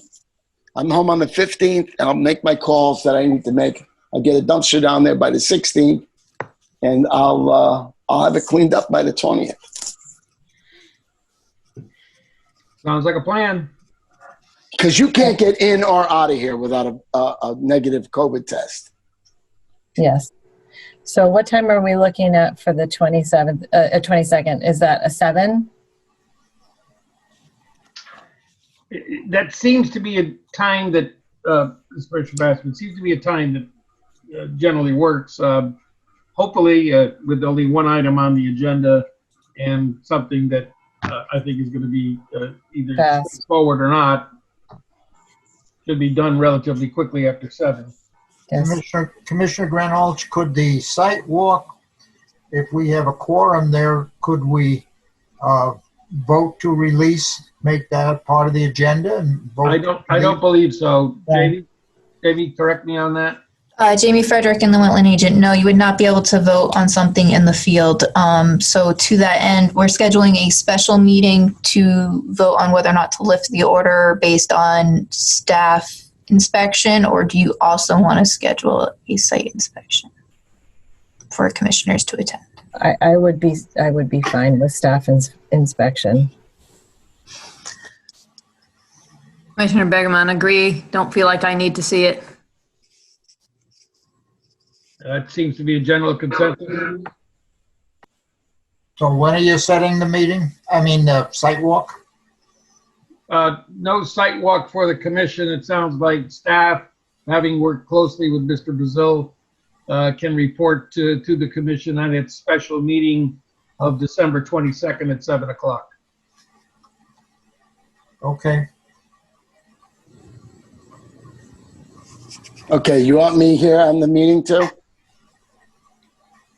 Yes. Okay. Why don't we reserve that until Jamie has inspected it, and to the extent that she's all squared away, maybe not, to the extent that there's still issues, so she may ask that you appear. Okay, I really appreciate your cooperation with this. I really do. That's gonna, I think we have the opportunity for that will, be beneficial to both of us, the town of Branford and Inland Wetlands Commission and myself. So, and the guy who's buying the place, he's a nice young guy and he's ambitious and I think he'll do all right there. But I'll have it cleaned up. I'll get a dumpster in there and I'll pick everything that's near the wetlands out by hand, and everything else I'll pick up with a machine and just put it in the dumpster. Thank you. Safe travels. Thanks so much, and thank you everybody for your cooperation. I appreciate it. All's well that ends well. Right. Did your 7-year-old fall asleep? I don't hear any more complaining. See, this is how it works. When you're 70 years old, you're trying not to fall asleep before the end of the meeting. You see how the world turns? It does. Okay. Is that Thank it? you. All right. We're at the correspondence and announcements. The Kakiwik had its virtual conference. I think I attended. I think Commissioner Begeman attended. Jamie, as well as Abby, I think. Me too. I was there. Oh, wonderful. Any reaction? Can I leave? Am I Yes, done? please. Yes. Sorry to interrupt. Okay. Have a good night, everybody. Any you. general comments, general reactions? I'm sorry. Yeah. Did you ask a question? I'm sorry. Yes. Any general reactions, comments? I am forever awed by the background and the training of people that put these on and their commitment. It is inspiring. I come to really enjoy it. I just can't believe the level of intelligence and expertise that goes into these things, and they're really tremendous programs. Yeah, I really enjoyed it. The guy from the Agricultural Experiment Station. That was fun listening to all of that, the nano chemical stuff, and yeah. And also the legal discussion, that was interesting also. We are looking at doing another one of these in the late springtime. So hopefully we'll get another good group of workshop folk and keynote speakers, and it'll likely be virtual again. Then we have our item B under correspondence, the large fee revision subcommittee meeting. It's going to take place on the 17th at 3 p.m. Do we want to, I guess, do we want to establish a number of meeting dates, or do we want to meet on the 17th and Jamie, see where we're at and then do that? Yeah, Jamie, sorry. Go ahead. Jamie Frederick and the Wetland Agent. We put that on there as a placeholder. We were kind of working out guidance as to whether or not the subcommittee needed to publish a regularly scheduled meeting like the full committee does. And it was determined that it's not necessary, particularly given the fact that it's a committee that's going to dissolve once its task is achieved, but that the meeting schedule would have to be filed in the agenda section where the inland wetland agendas are filed currently, as we were planning to do anyways, and it would be a special meeting, so it would have to follow all of the requirements for special meeting notice. And I think it would be a good practice for the subcommittee at the end of their meeting to establish when they'll next be meeting, so that way we already have that date in place, and that can be noticed in the minutes for anyone that wants to follow along with what's happening. Okay.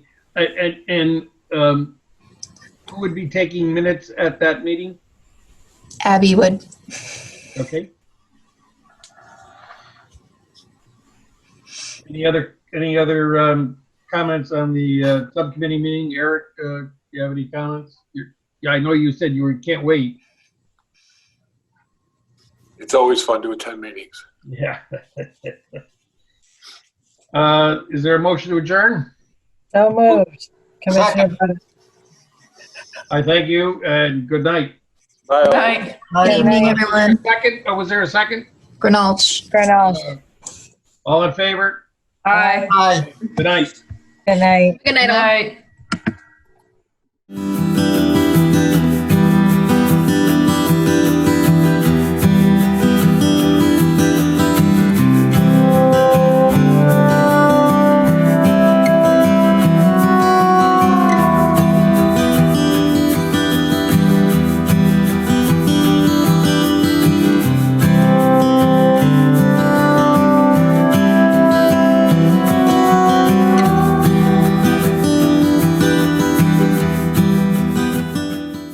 This program was brought to you in part through the support of the Town of Branford. Watch town meetings and other videos on demand at BranfordTV.org.